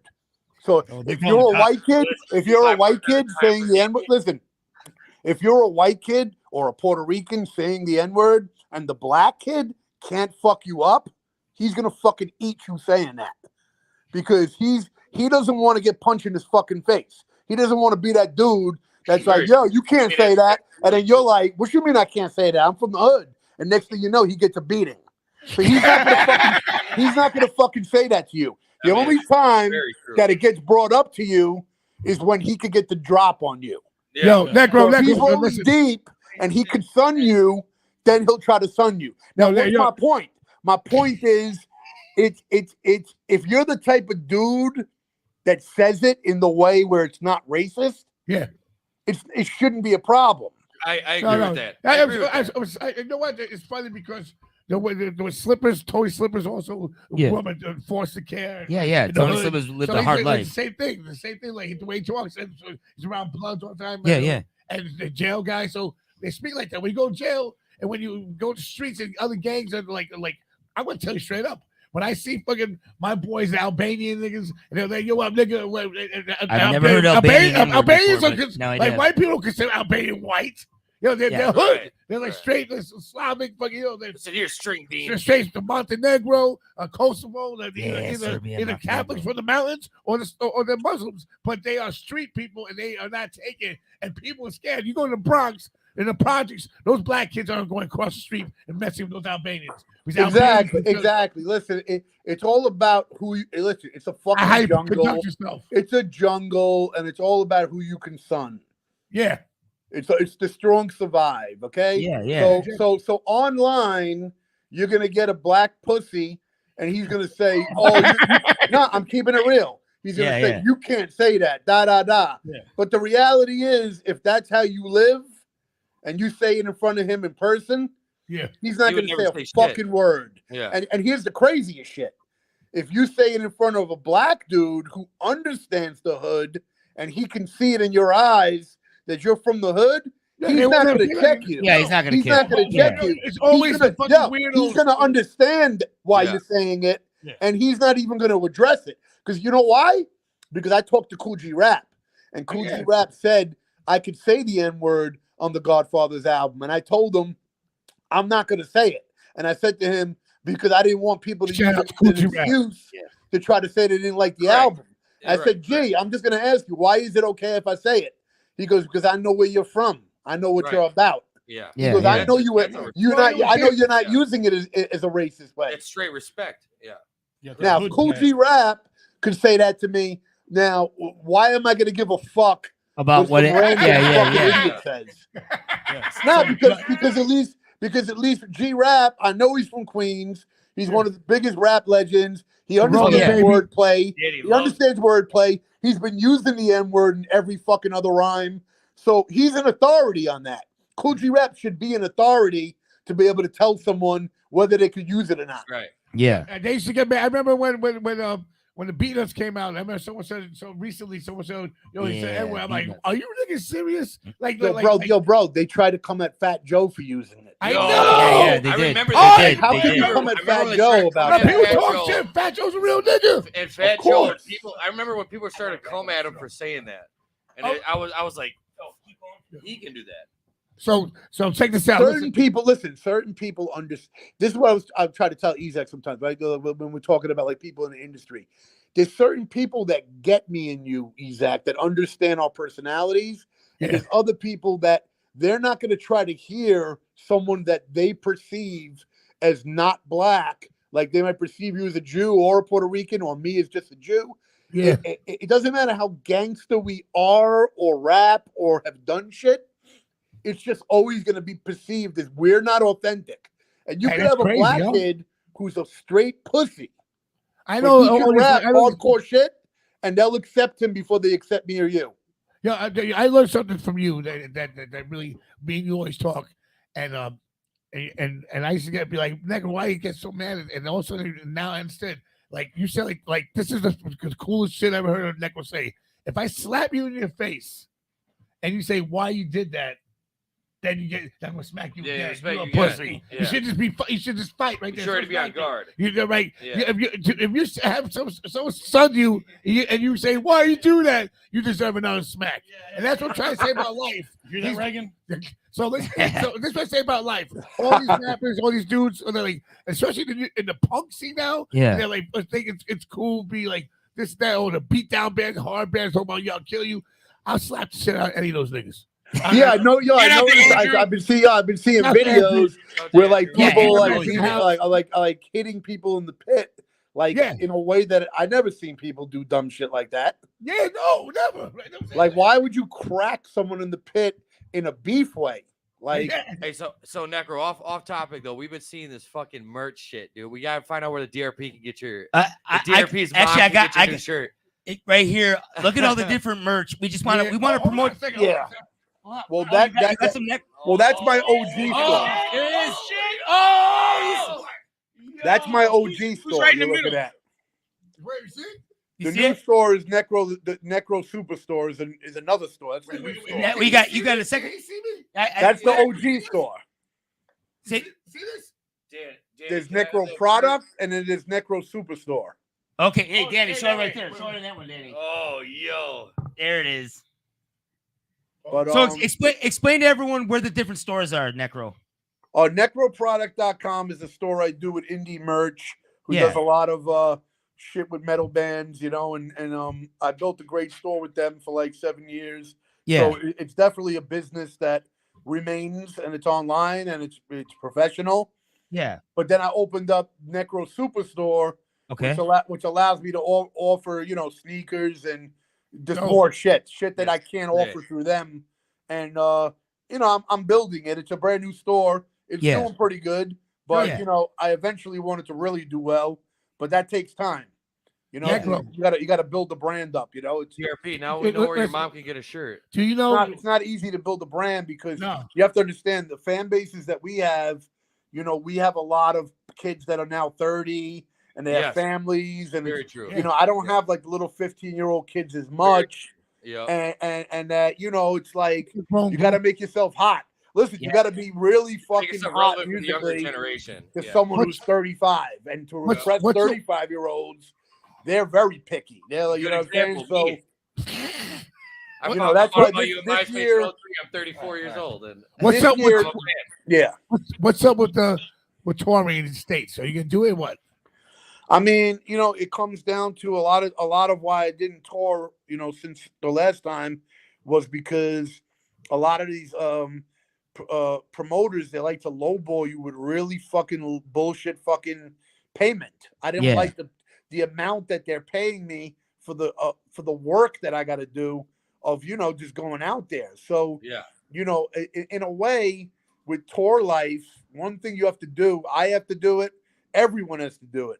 You got to create wow factors. A wow factor is when you somehow figure out a way. So, for instance, when I went to Canada and did my Canada tour in I don't know what year it was, but you know, 2018. Together.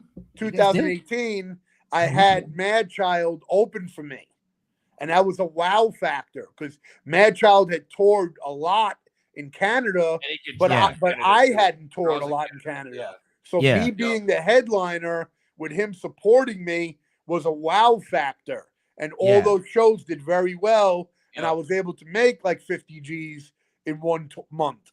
Which, that's amazing. You know, was an example of like I would tour for a month if I could make 50, but I'm not going to go fucking and break my ass to make, you know, 15,000 or some bullshit that they try to give you. Like sometimes they want to give you, you know, 1,000 a show or some shit like that. I'm the type I like to get paid, you know, a good 5,000 a show in the least. That's just me. It's my mentality. I don't want to work that hard. Yeah. I don't like to work that hard if I'm not coming home with a certain amount of profit. But here's the thing. Everybody's different. There's certain rappers, I'm not going to mention their name, but they might be the type that will go do, you know, a whole month of shows for $12.50 a show. You know, because for them, for the level they are, you see the bills that I got employees, I have certain people. I just don't really want to put that much work in, you know. And then what happens a lot of times is once you do that, they don't want to book you that quick again. So it's like you give them a low price, and then they fucking try to run with that for everything you do. Right. So that's another problem. You set yourself up, you know, for low prices. But, you know, like for instance, maybe, you know, if I told my brother, Blood Brothers, so like for instance, I did California 7 times where I got paid anywhere between 8 G's to 10 or whatever. But it just got played out because it's like, I don't want to keep doing the same fucking shows over. Just me, I'm bored with it. You know what I mean? So it's like, there's certain people that been wanting to book me, but I did it 8 times already. So it's like, now I want to do something else. So, you know, I mean, that's just me. I mean, you think about it. Everybody has their own way of doing touring and shit. And you know what I mean? But by me waiting, I'm probably going to build up my demand more. So, it's good that I haven't done it as much. Because then the people are gonna want to pay more because you don't do it as often now. Supply and demand. I wanted to bring something up just in case you guys don't ask me, just you know, for promotion wise. Something that I think is gonna be. What happened? The driving video? No. Basically, I'm gonna bring it up, and just because I think to explain to you how I'm trying this year to do shit that is going to fucking expand, you know, and excite my fan base, you know, in a way that is going to then make them support more with more merch and then eventually shows and blah, blah, blah. So basically on 2/23, I'm dropping a video with my brother called Outlaw. That's hip hop shit. That's going to be, that's going to be just us rapping thug shit. You know what I mean? You'll hear what it is. But I'm very impressed with it. So when I tell you, it's not that high expectation person, and you love it. That's good. You know what I'm saying? I'm really getting it in on that, and lyrically, I'm real proud of it. And you know, it's an example of, like I was telling you before, not to come off as a narcissist, but I think I'm dope. But I know that because of who I am, my reach is going to be what it's going to be. Yeah. And that's annoying because when you see some other people who might drop some shit that you think is corny and then their shit blows up huge, and that's the struggle of dropping something that you know is fire and you want it heard by a lot of people. And I know I'm going to be limited because that's the internet and fucking, you know, the algorithm always fucking fucks with me. And because of who I am, content, how you do it. Yeah, exactly. If you're not connected with these fucking people, like whoever's connected to the people with juice, they bury your shit, man. Yeah. And it has to really do good with your fans for them to help catapult it up. Because a lot of times fans don't even see your new shit. Your own fan, like I got like 270,000 subscribers on YouTube. Each one of them will not be notified. They won't be notified. No. Which it makes no sense. I don't understand that because they went and liked your YouTube page. Why are they not getting notified? Well, think about it. If all 275 got an email, right? That means my video would immediately be 100,000 in 24 hours. No, 24 hours. But it won't be. So that shows you that there are a bunch of cocksuckers that are not fucking showing me love. Why are they not showing me love? What did I do? Well, somehow I must have uploaded content that they deem was too violent, they have a problem with the content. Offensive. Yeah. Okay, so anyway, I just wanted to plug that because that's the next thing coming.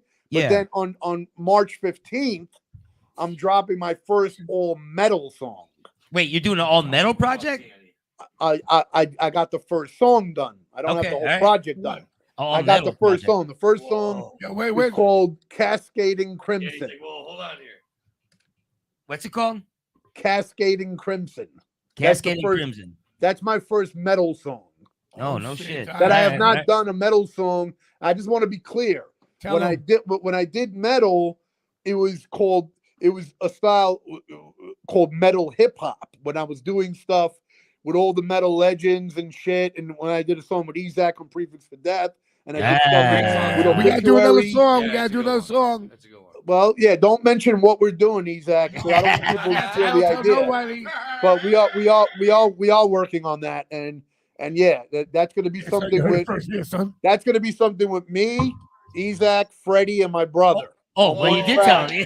But I don't want to give up the idea because I don't want nobody stealing our idea. I knew that, but I didn't want to say anything because I'm Danny's manager. Okay, yeah. So we don't want to reveal what we're doing, but people will know it's going to come, and it will come this year, and it'll be really dope. So anyway, so the point I was making was that when I was doing, the stuff with Obituary and Dan Luca from Nuclear Assault and Voivod, I was combining hip hop with metal. Yeah, so I was making things that had metal guitars on it, and you played bass. You could rap to, and you played bass. Okay, yeah, and I would play the bass and guitar and whatever, or I would have Sean Martin played on something, and Smoke AD, baby. Okay, so the shit that I'm dropping on March 15th, that's no hip hop. This is straight up metal song. Sick. Beginning to end. And I played everything. And I'm doing the vocals. So I'm very excited about it because the last time I did a full metal song was when I was in my band Injustice in 1989. And tell who you opened up for. Who did they open up for? I opened up for Sepultura. I opened up for Obituary. I opened up for Biohazard. I opened up for Napalm Death. Morbid Angel. Yeah, we opened up for everybody. I mean, back then, Ezak knows L'Amour's. L'Amour's was a fucking culture. That was some of the battleground, Beirut. That was some of the best culture of fucking of. Who would think that there would be a club like that in Brooklyn, New York? Metallica, Slayer came to Brooklyn, New York to play L'Amour's. Carnivore, Typo Negative.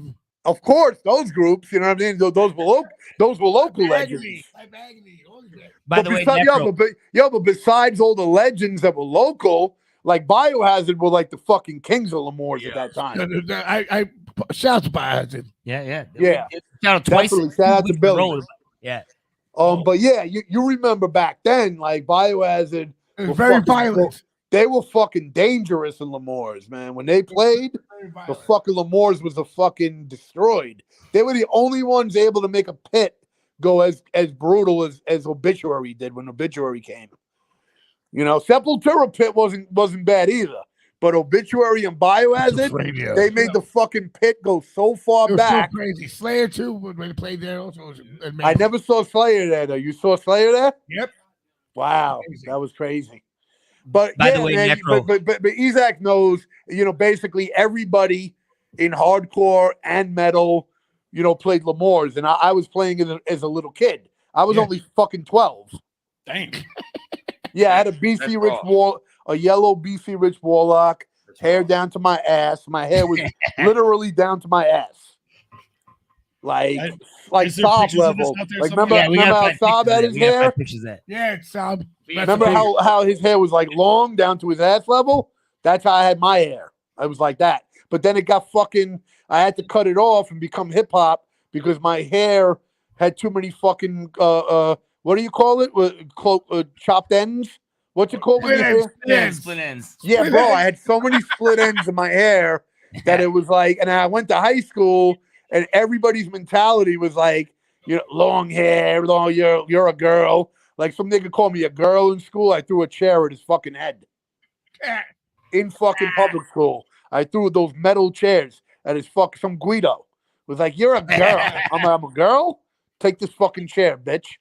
And fucking then I realized it wasn't the move, and I switched over, and then I started wearing cross colors. Yeah, cross colors. That was like 1992.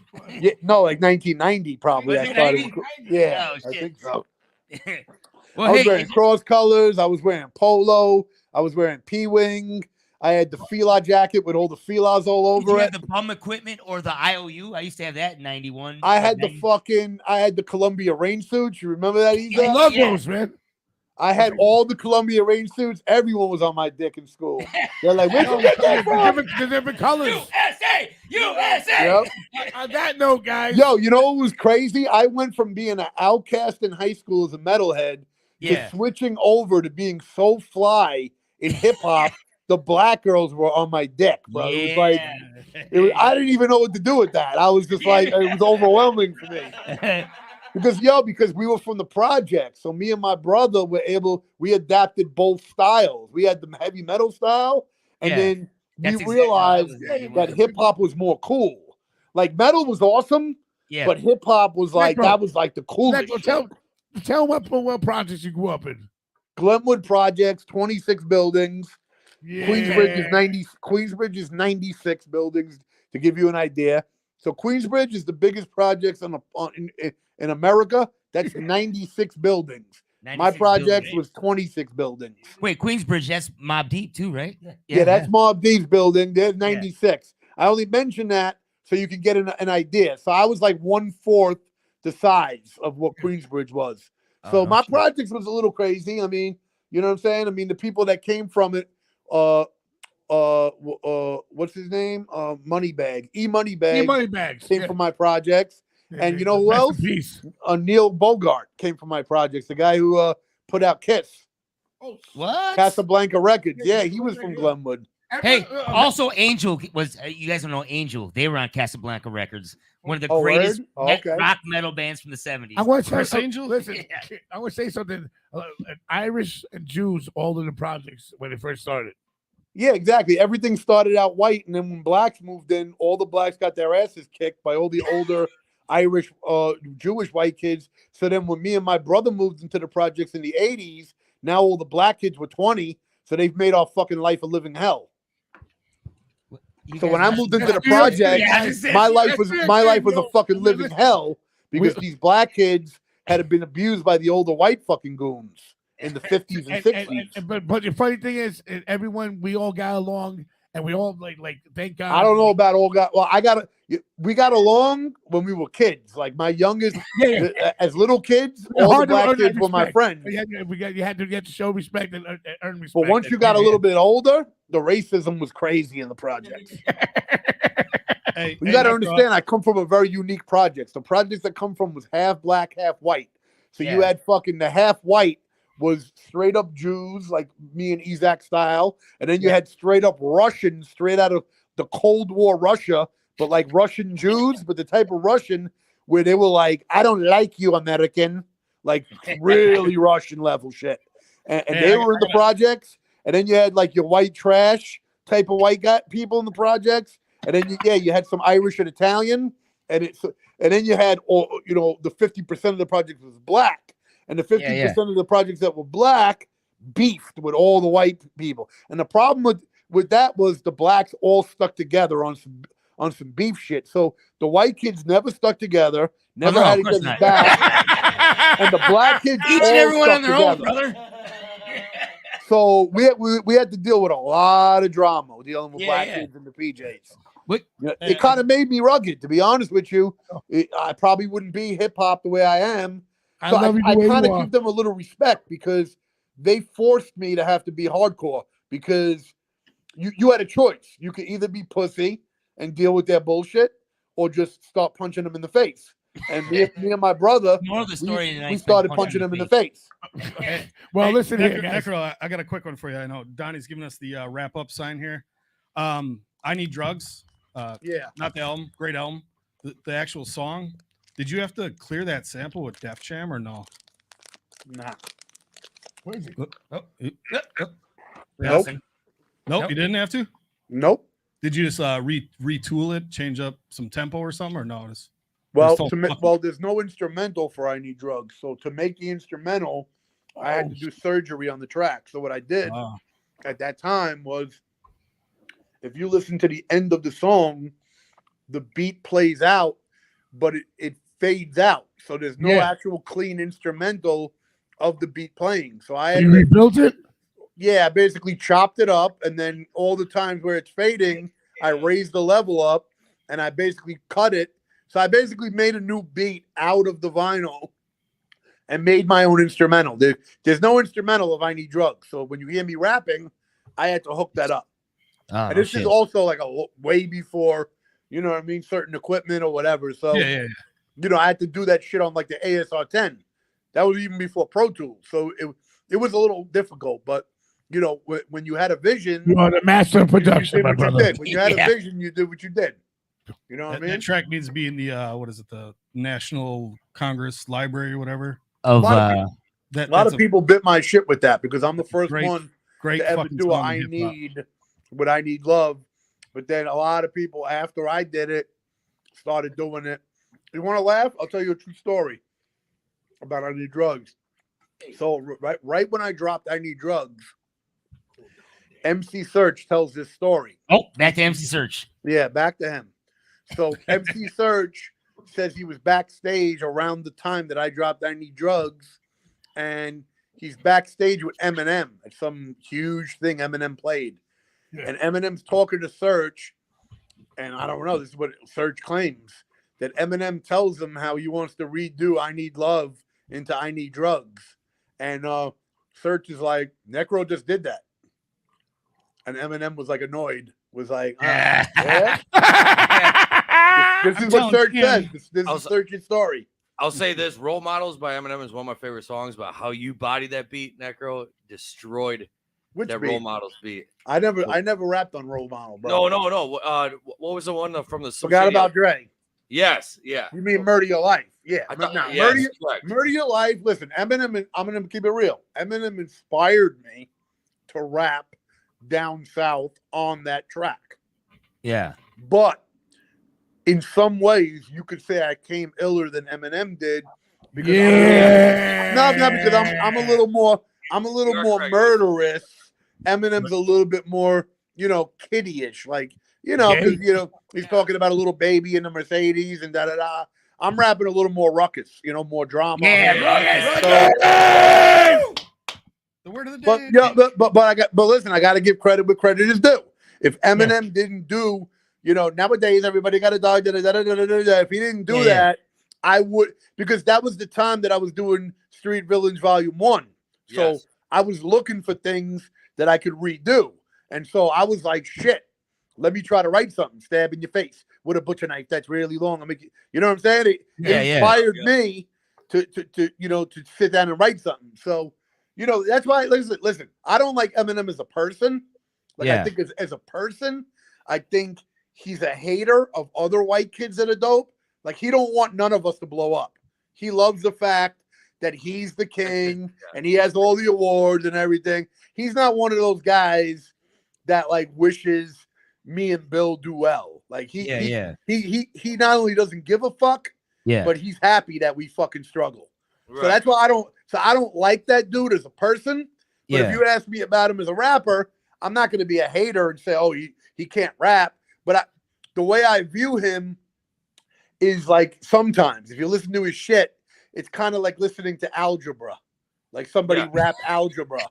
No, really. And sometimes, sometimes you don't want to hear algebra. Sometimes you want to watch Goodfellas. Sometimes you want to watch a horror movie.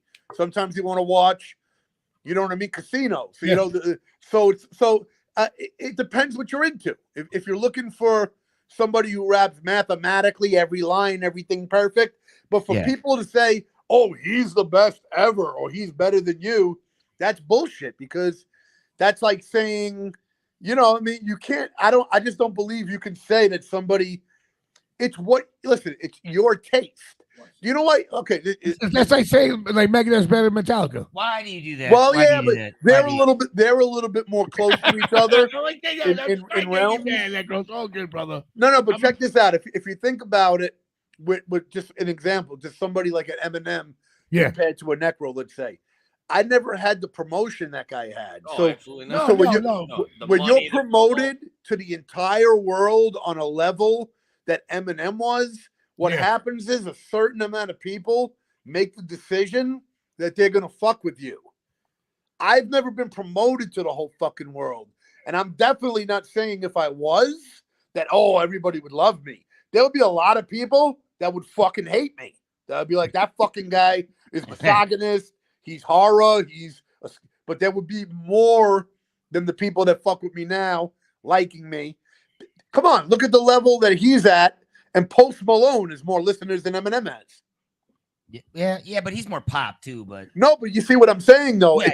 Anybody can be bigger than anybody. Of course, even though I'm bigger than a whole ton of people, there's a whole ton of people bigger than me, and there's a whole ton of people that are bigger than them.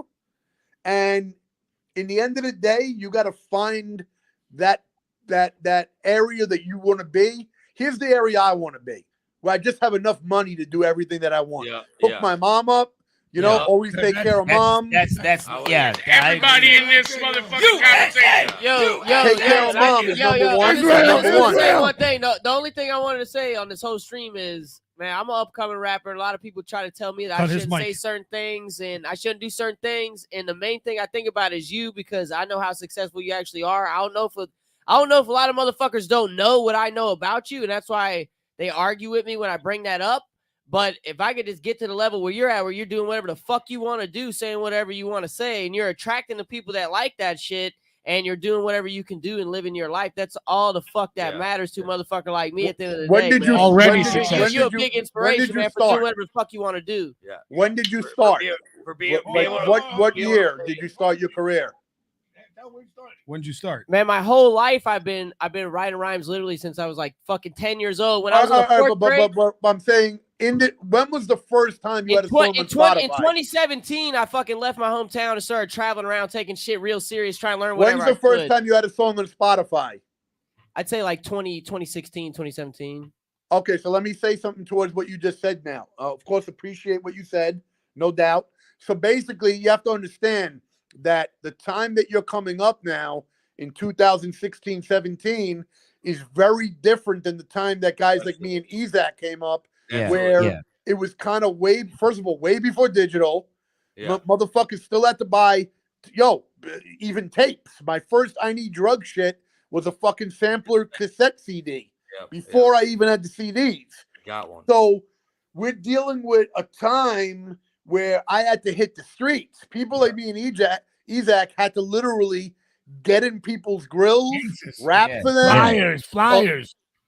Yeah, we had exactly. staple guns, son. So the problem with now is you could blow up easily, and it could also be harder. You understand? Yeah, it's very tricky. Yeah. I don't even fucking have the perfect formula, but why I'm lucky is I dropped the track like "Who's Your Daddy" in 2004. I dropped Dead Body Disposal in 2001. I dropped "I Need Drugs" in 2000. And what happens is those songs are considered, for me, hit records. Correct. Yeah, absolutely. Yeah. Like, did you notice a lot of people don't have quote unquote hit records, but then like there's a hit record for me. So I Need Drugs for a NECRO is like a hit record for what would be for Taylor No, right. That's your thing. Like mine is like Living by the Gun. People like, that's my hit record. And also for you records like Juggernaut. Oh yeah, Juggernaut, Kings of Crime, something like right. Exactly. Kings of Crime. So when you have certain records like that, you have people that are diehards that like are gonna listen to you 20 years later.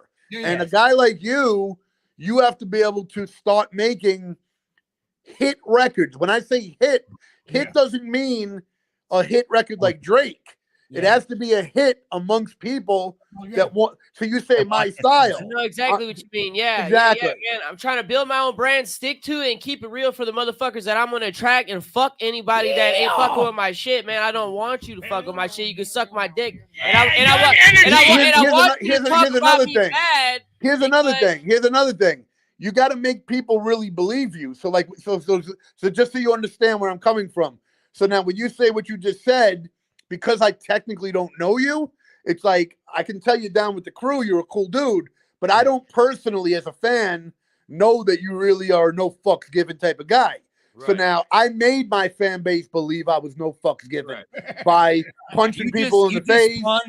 By punching people in the face, I threatened a lot of people in the industry. You know what I'm saying? Like Sandbox Automatic. I document a lot of things I shouldn't document and rap about a lot of things that are a little bit incriminating. I don't give a fuck because I stand up for what I believe for, and that's kind of what I'm known for. I'm gonna just leave it at that. Yeah. No, but in the game, it's kind of, here's the fucked up thing about rap, and it was even for me. A lot of times I get notoriety for certain things, but I also it fucks my career up where people don't want to fuck with me. You still are proud of yourself and you're happy and you feel good, man. Check this out. Listen, I want to bring up something. I heard Isaac mention a dude when I came right into the thing. He mentioned this guy's name. You know who you mentioned? The first thing at the beginning? Rick Dog, right? Real Wolf. No, he said Tim Bora. Tim Bora, yeah. Isn't that the guy who books shit? Yeah, he's okay. Let me tell you something about him. I know. Listen, before you say anything, before you say anything, he owns this thing that we're doing. I'm not gonna diss him. I'm gonna. Can I not say what I'm gonna say? Are we getting? Hold on. Tim Bora, guys. He owns StreamYard. I'm just saying, like. He owns StreamYard. You talking about the festival thing you guys had? No, let me say what I'm going to say. It's not a diss to anybody. I'm just going to keep it. Does he own StreamYard? No. He owns the Spotify channel that we do this through for the audio only version. Oh, but Diablo's dead. Let me say what I'm going to say. I'm not going to diss the guy. Right. Listen. So basically, he was my agent at the time. Okay. 2007. Yeah. And when I had Paul Conroy was my manager, and we went to Australia. Remember that? And I got into beef in Australia, and we fucked some people up in Australia. Locked up, right?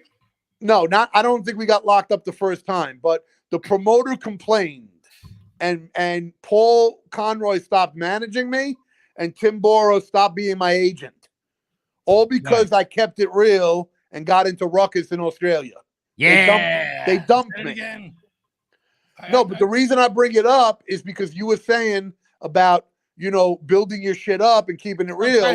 What I'm saying is sometimes it hurts you. Sometimes it hurts you. Yeah. My management, when Scarhead, when Puerto Rican Mike joined Scarhead, we got dropped by Von Lewis and Kenny, but they were my friends. Oh, okay. I know who they are. Yeah, Oh wait, Scarhead was difficult to manage? No way. Puerto Rican Mike was Puerto Rican Mike. Scarhead would never get canceled now. The old Scarhead. We were fucking animals. But I'm just saying, all the fights, the stabbings, the lawsuits, the jail time, so all helped me out a lot, but also it's a double-edged sword. Exactly. It's a double-edged sword is my point. My point is certain things help you build your rep, but it also builds a rep amongst people that don't want nothing to do with you. Yeah. And then you're gonna wonder why that opposition rapper who's not as thugged out as you, well, why is that dude fucking bigger than me? Good. Yes. Yeah, because in a way, he might let people play him. He might let people at a show herb him. And because he's not snuffing, I'm going to tell you a story. Listen, because he's not snuffing the people that are herbing him. All right, guys, we got to wrap this up. Necro, I love you. Thank you so much. Hold on a second, Isaac. You wrap it up. I'm surprised. You got to be kidding me. You wrap it up. Necro. Not what I heard, bro. USA. Not what I fucking heard, bro. Hey, Necro. I was born in 90. I've known about your shit since MySpace on 03. I've been rapping since 05. And Danny told me he goes, I haven't wrapped up a condom since 87. He said, I've been bro. 89 before you're born. He said 89 like that's even better. 89. Isaac is blessed. Isaac is very lucky. The gods love him if he hasn't caught anything. The gods love him. I know. I don't get it, Necro. The gods do love him. And I'm thinking, I'm like, listen, I caught COVID from the last chick I was with a couple of months ago. She gave me fucking COVID, the dumb bitch. Yo, I've been sick ever since. I'll take COVID over the other things. All right, Yo, I've guys. been sick ever since, bro. Because of that bitch. Necro, I love you, brother, man. Thank you so much for doing this. Yeah, this was amazing, brother. The story. Much love. Everything. Yo, listen. And Necro, tell everyone where they can get all your stuff. Yeah. Let's plug that shit real quick. Just listen. Go to Spotify. You type Necro in. Go to the Necro Superstore. You go to Apple Music. Basically, if you type in Necro on Google, all my shit comes up. So, basically, very easy to find me. Not hard to find Necro. Hey, if Necro, you anyone who says they can't find you, they're lying. They obviously don't fucking have two fingers. Type in Necro and I'll come up everywhere. Thank you for everything, bro. Big fan. We all are. Thank you, brother. Big appreciate it. Thank you one more time. time. Appreciate you guys. Listen, I haven't done a fucking interview like this since the one with fucking that jag-off Adam 22. Fuck Adam 22. Yeah, that cuck. That cuck that let his wife get fucked. Put the record. I love you, Necro. Take care. Love you, dog. Thank you, brother. All right, Necro, be good. Shout out to you, brother. Necro. Go buy some fucking Necro shit. Salute. See you later, brother. All right, be good. See ya. Peace, Necro. I love you, bro. What I missed? Oh, shit. Hold on. Everyone, be quiet. Yeah. Happy birthday to Moon Morse. It's her 55th birthday day. Round of applause. That's Toby Ashaw's wife, Moon Morse. Love you, Mooney. Also, shout out to West Nile, Tony West Slippers. Nile. Piss Mom. Yeah. Shout out to West Nile. If you didn't see that, we played the video that you just did with Real Wolf You know whose birthday at the it is beginning today? of this. Who? Ice-T. Ice-T. Happy birthday, Ice-T. Happy birthday, Ice-T. My brother Ice-T, I love you, brother. Shout out to Big Cash. Shout out to Shout out to Prolific. Shut the fuck up. Everyone that checked out the show Mr. tonight. Hyde. Man, props to Mr. Hyde. I Mr. love you, Hyde. Mr. Hyde. Mr. Hyde, thank you for everything too, bro. You're always good people. Everyone that tuned in Don tonight. Capria. We're Real Wolf. Yeah, we're gonna take off soon, but we're gonna do like 15 more minutes. We got a lot to promote. I know you guys were excited about Necro, but check it out. Force 5's got a lot going on. Jason Shout out to Necro. Necro, I love you, brother. Necro, shout out to you. Necro killed it. Before we get out of here, we just got to do a couple more things I want to talk about. Shout out to Adam 22. I love you, Adam 22. It was such a good interview that we didn't. It's almost 2 hours now, but we don't crazy. usually stay this long, right? So let's talk about a few things. Let's go over everything that's going on today. You just dropped this. Jason is Sin. Let me show this real quick. Yeah. Brand new music just came out today. Shout out to Dead Boy Grim. Shout out to Prolific and King Relic for getting on it.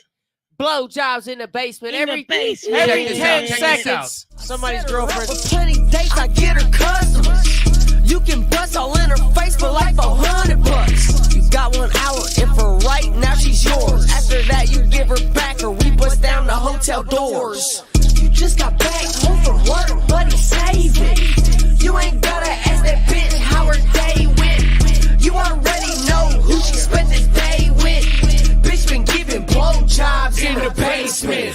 Bitch been giving blowjobs in the basement. Bitch been giving blowjobs in the basement. Yeah. So yo, I've had blowjobs those in the before. basement. I've had those before. Peter. Just drop today. Go Often. to Spotify. Go to Apple iTunes. Tell Your favorite music app, whatever the fuck you like to listen to music on, go there and just type in blowjobs in. And I'm like the only motherfucker with that in the title. That's So it. it's gonna come right up, I dude. literally typed in that on Spotify and we popped up. That's what I'm saying. It's fucking basically almost famous. So just help us make it more famous. Go listen to it right now. Don't be whack. Yo, Bama, tell them Force 5 Records, E-Train Records.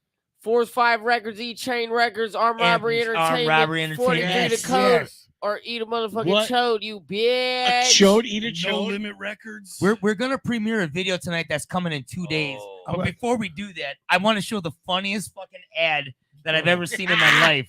Can I show this one real quick? It's like 30 seconds. They did all right. All right, check this shit out. Check this shit out. Sender, bro. You, I don't want to pre-save your whack ass song on my phone. Put these on and watch the video. Nope. Hell no. Watch it. No, I told you to Just watch the video. Step it back. Told you, little bitch ass. Stupid ass. I need you to pre-save our song on iTunes. I said I don't pop. Damn, whole ass feet. Fuck this backpack. Watch the video and pre-save Evil Ways on iTunes. I don't want none of your shit on my phone.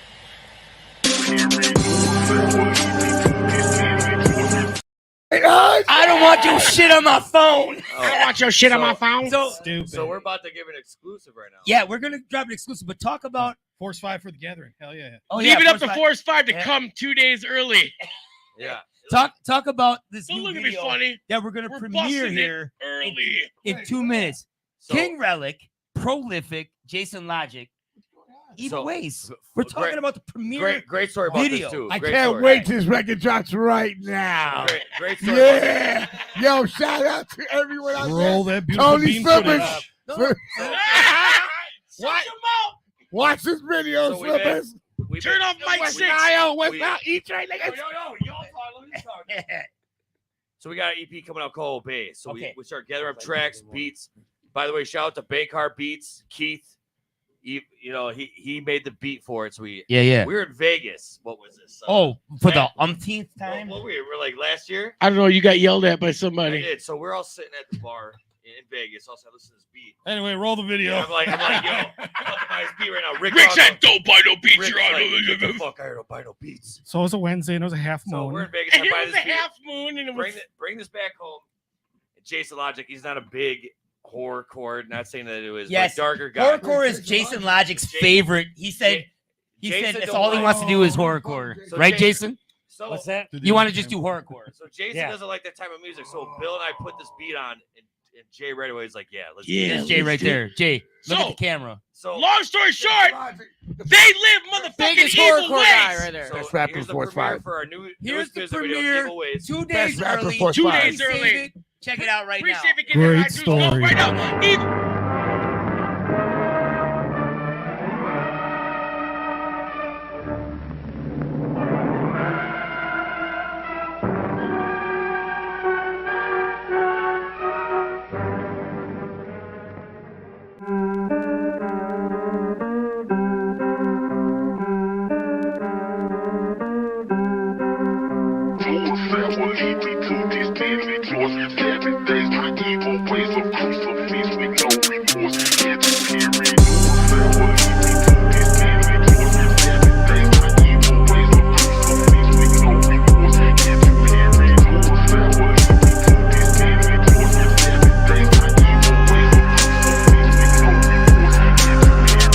Y'all acting like it went sold out.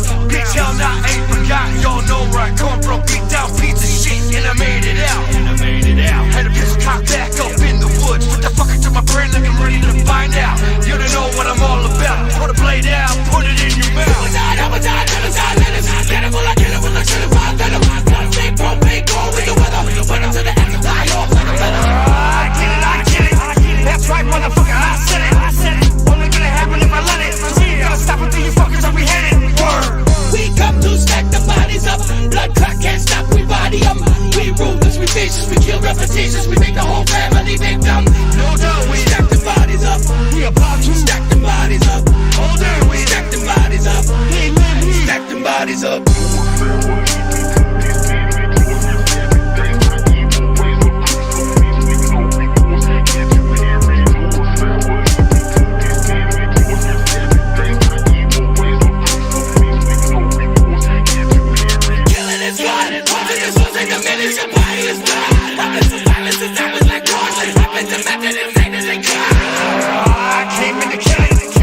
I smell blood, I'm spilling. I'm out of my mind and I'm losing control. I ain't after bodies, I'm snatching your soul. Now I load the slug, put it in my mouth. I'm ready to die, not afraid of guns. I be hating my life, give a fuck about yours. You can see on my drugs, liquor I chug. I be in my feelings, cocaine to my nose is bleeding. I'm fighting these demons, no matter the reason. Not looking for treason, I murder for healing. We come to stack the bodies up. Blood clot can't stop, we body up. We ruthless, we vicious, we kill repetitions. We make the whole family victim. No doubt, we stack the bodies up. We about to stack the bodies up. Hold on, we stack the bodies up. Hey man, we stack the bodies up.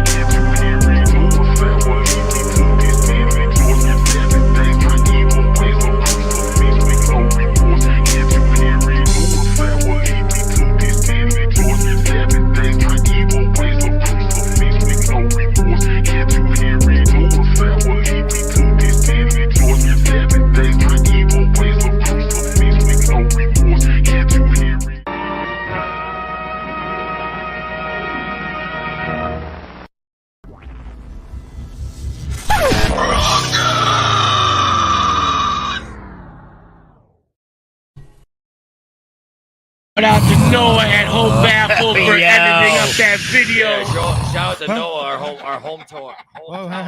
That was the premiere of Evil Ways Yo, by that They was Live. that was dope. And who edited that Yeah, video? who edited that video? Who edited that video? Noah Skoronsky over at Hope Baffle Productions. Hope Baffle Productions. He took about 150 hours. 150 to hours. make sure that thing was the way we wanted it, and he fucking nailed it. Yeah. What up, Noah? Hometown Damn. talent right there, bro. To do kill. Yo, I think that the King Relic, you really Everything in that did video so. was made within 3 miles of right here, right All right, now. but Relic, you had a lot to do with doing everything in that video. So talk about it. Yeah. Well, You dope?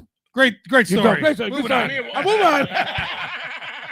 You would get fucking blasted after the bar, record in the backyard. Yeah, we Oh, at no 2:30 in the morning. We got Wally next door. Now, I remember. if y'all don't know who Wally is, Wally's that Hometown old hero. time hero. He's a hometown hero. He's got the Muscle hot cars. rods in his thing. Yeah.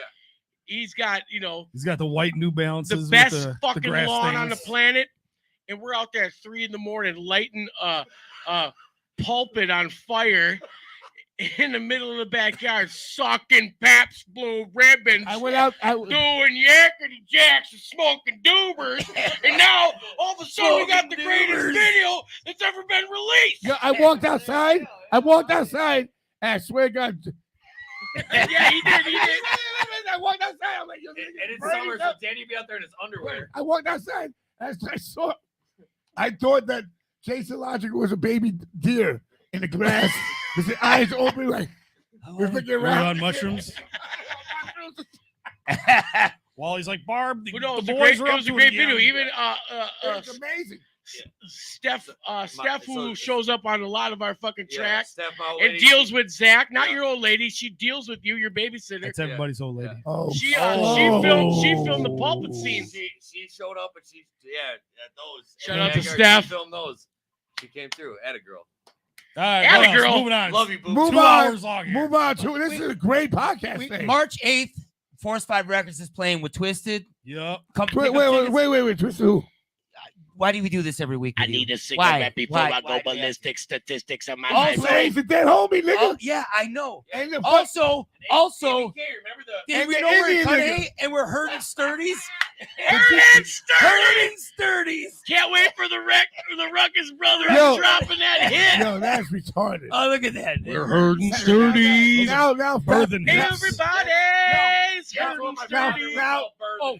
now, fat white bitch is gonna Oh yeah. cancel Oh out. yeah. Cancel Oh out. yeah. Oh yeah. Let's look at this picture.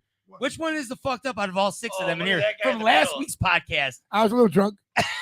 Which Why is my head Which so one big? of these is the drunkest? called Everyone genetics. that's out there in fucking internet land, You look there's like- 6 people in that picture from last week's You look like podcast. Steve LaBelle that took 6 hits of acid. Can I kiss myself? Look at on Danny. this? I wish I could focus on.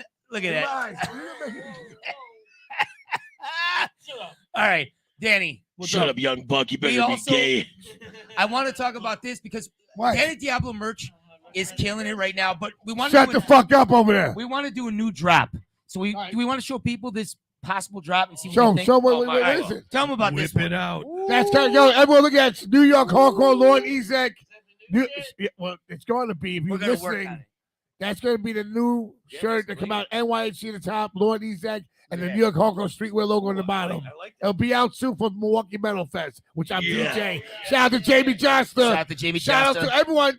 Smoke AD's coming down. We're recording. We're Yeah. going to do a podcast here. right here. We in got the Billy Smoking Bow words, has it. smoking words. Smoking Words in here. We're doing it. Smoke AD in here. Smoke AD. I'll bring the weed. Prolific, you're We're not doing a invited. party at my house in the backyard. We're going to call it Horror Fest. Hell yeah. I'm gonna bring that 2024. Horror Fest. Horror Fest. We've been trying to play the Horror Fest for 2 years. And Zach, he's fucking around. He's like, "Hey, girlfriend." No, Horror Fest comes in. We Hey, use Steph, we you're use Stephanie. invited. Steph, you get the horse for us. Horror Yeah, get Fest. the horse for us. You fucking kidding me right now? Hey, Just manage him or host Bro. him. Host him or talk manage about him. this one real You're quick not too. invited. This drops soon. Prolific. You Oh, tried so- stop it 8 times. Razak Hill She's is even honored me commenting on, right now. on a song, which is a I'm blessing. gonna do Yeah. song. She hit me. She hit No, me up we're- and do a song. We're doing a song together with Raz. Raz, it's on, girl. Yeah. Yeah, you Shout know, out fuck my Team story. She. Oh yeah, tell your story, Pro.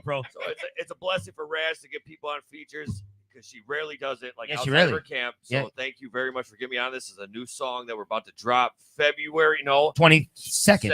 No, 23rd. It's right there. 23rd. So Yeah. shout out to Raz into Into the the- further. Yo, Be sure to You say the pre-save- Fuhrer? Into the Fuhrer? What the What is fuck wrong with fucking you, German Prolific? fuck? 9 into the German further. Into the further. Into the further. Which, hey, yo, she's killing it with Into the Into the Fuhrer. furnace. Yo, all I have to say, Oh, listen. it's, hey, yo, I'm very proud of her for what she's doing because she's She's got a killing lot it. of pre-saves and She- for me yes. to get me on the song, it's a blessing because she's Wasn't killing it right She now. made a mistake asking you. Yo, I mean, yeah, pretty much. Everyone that ever talks to me says, "Hey, Yeah. I won't even be right here."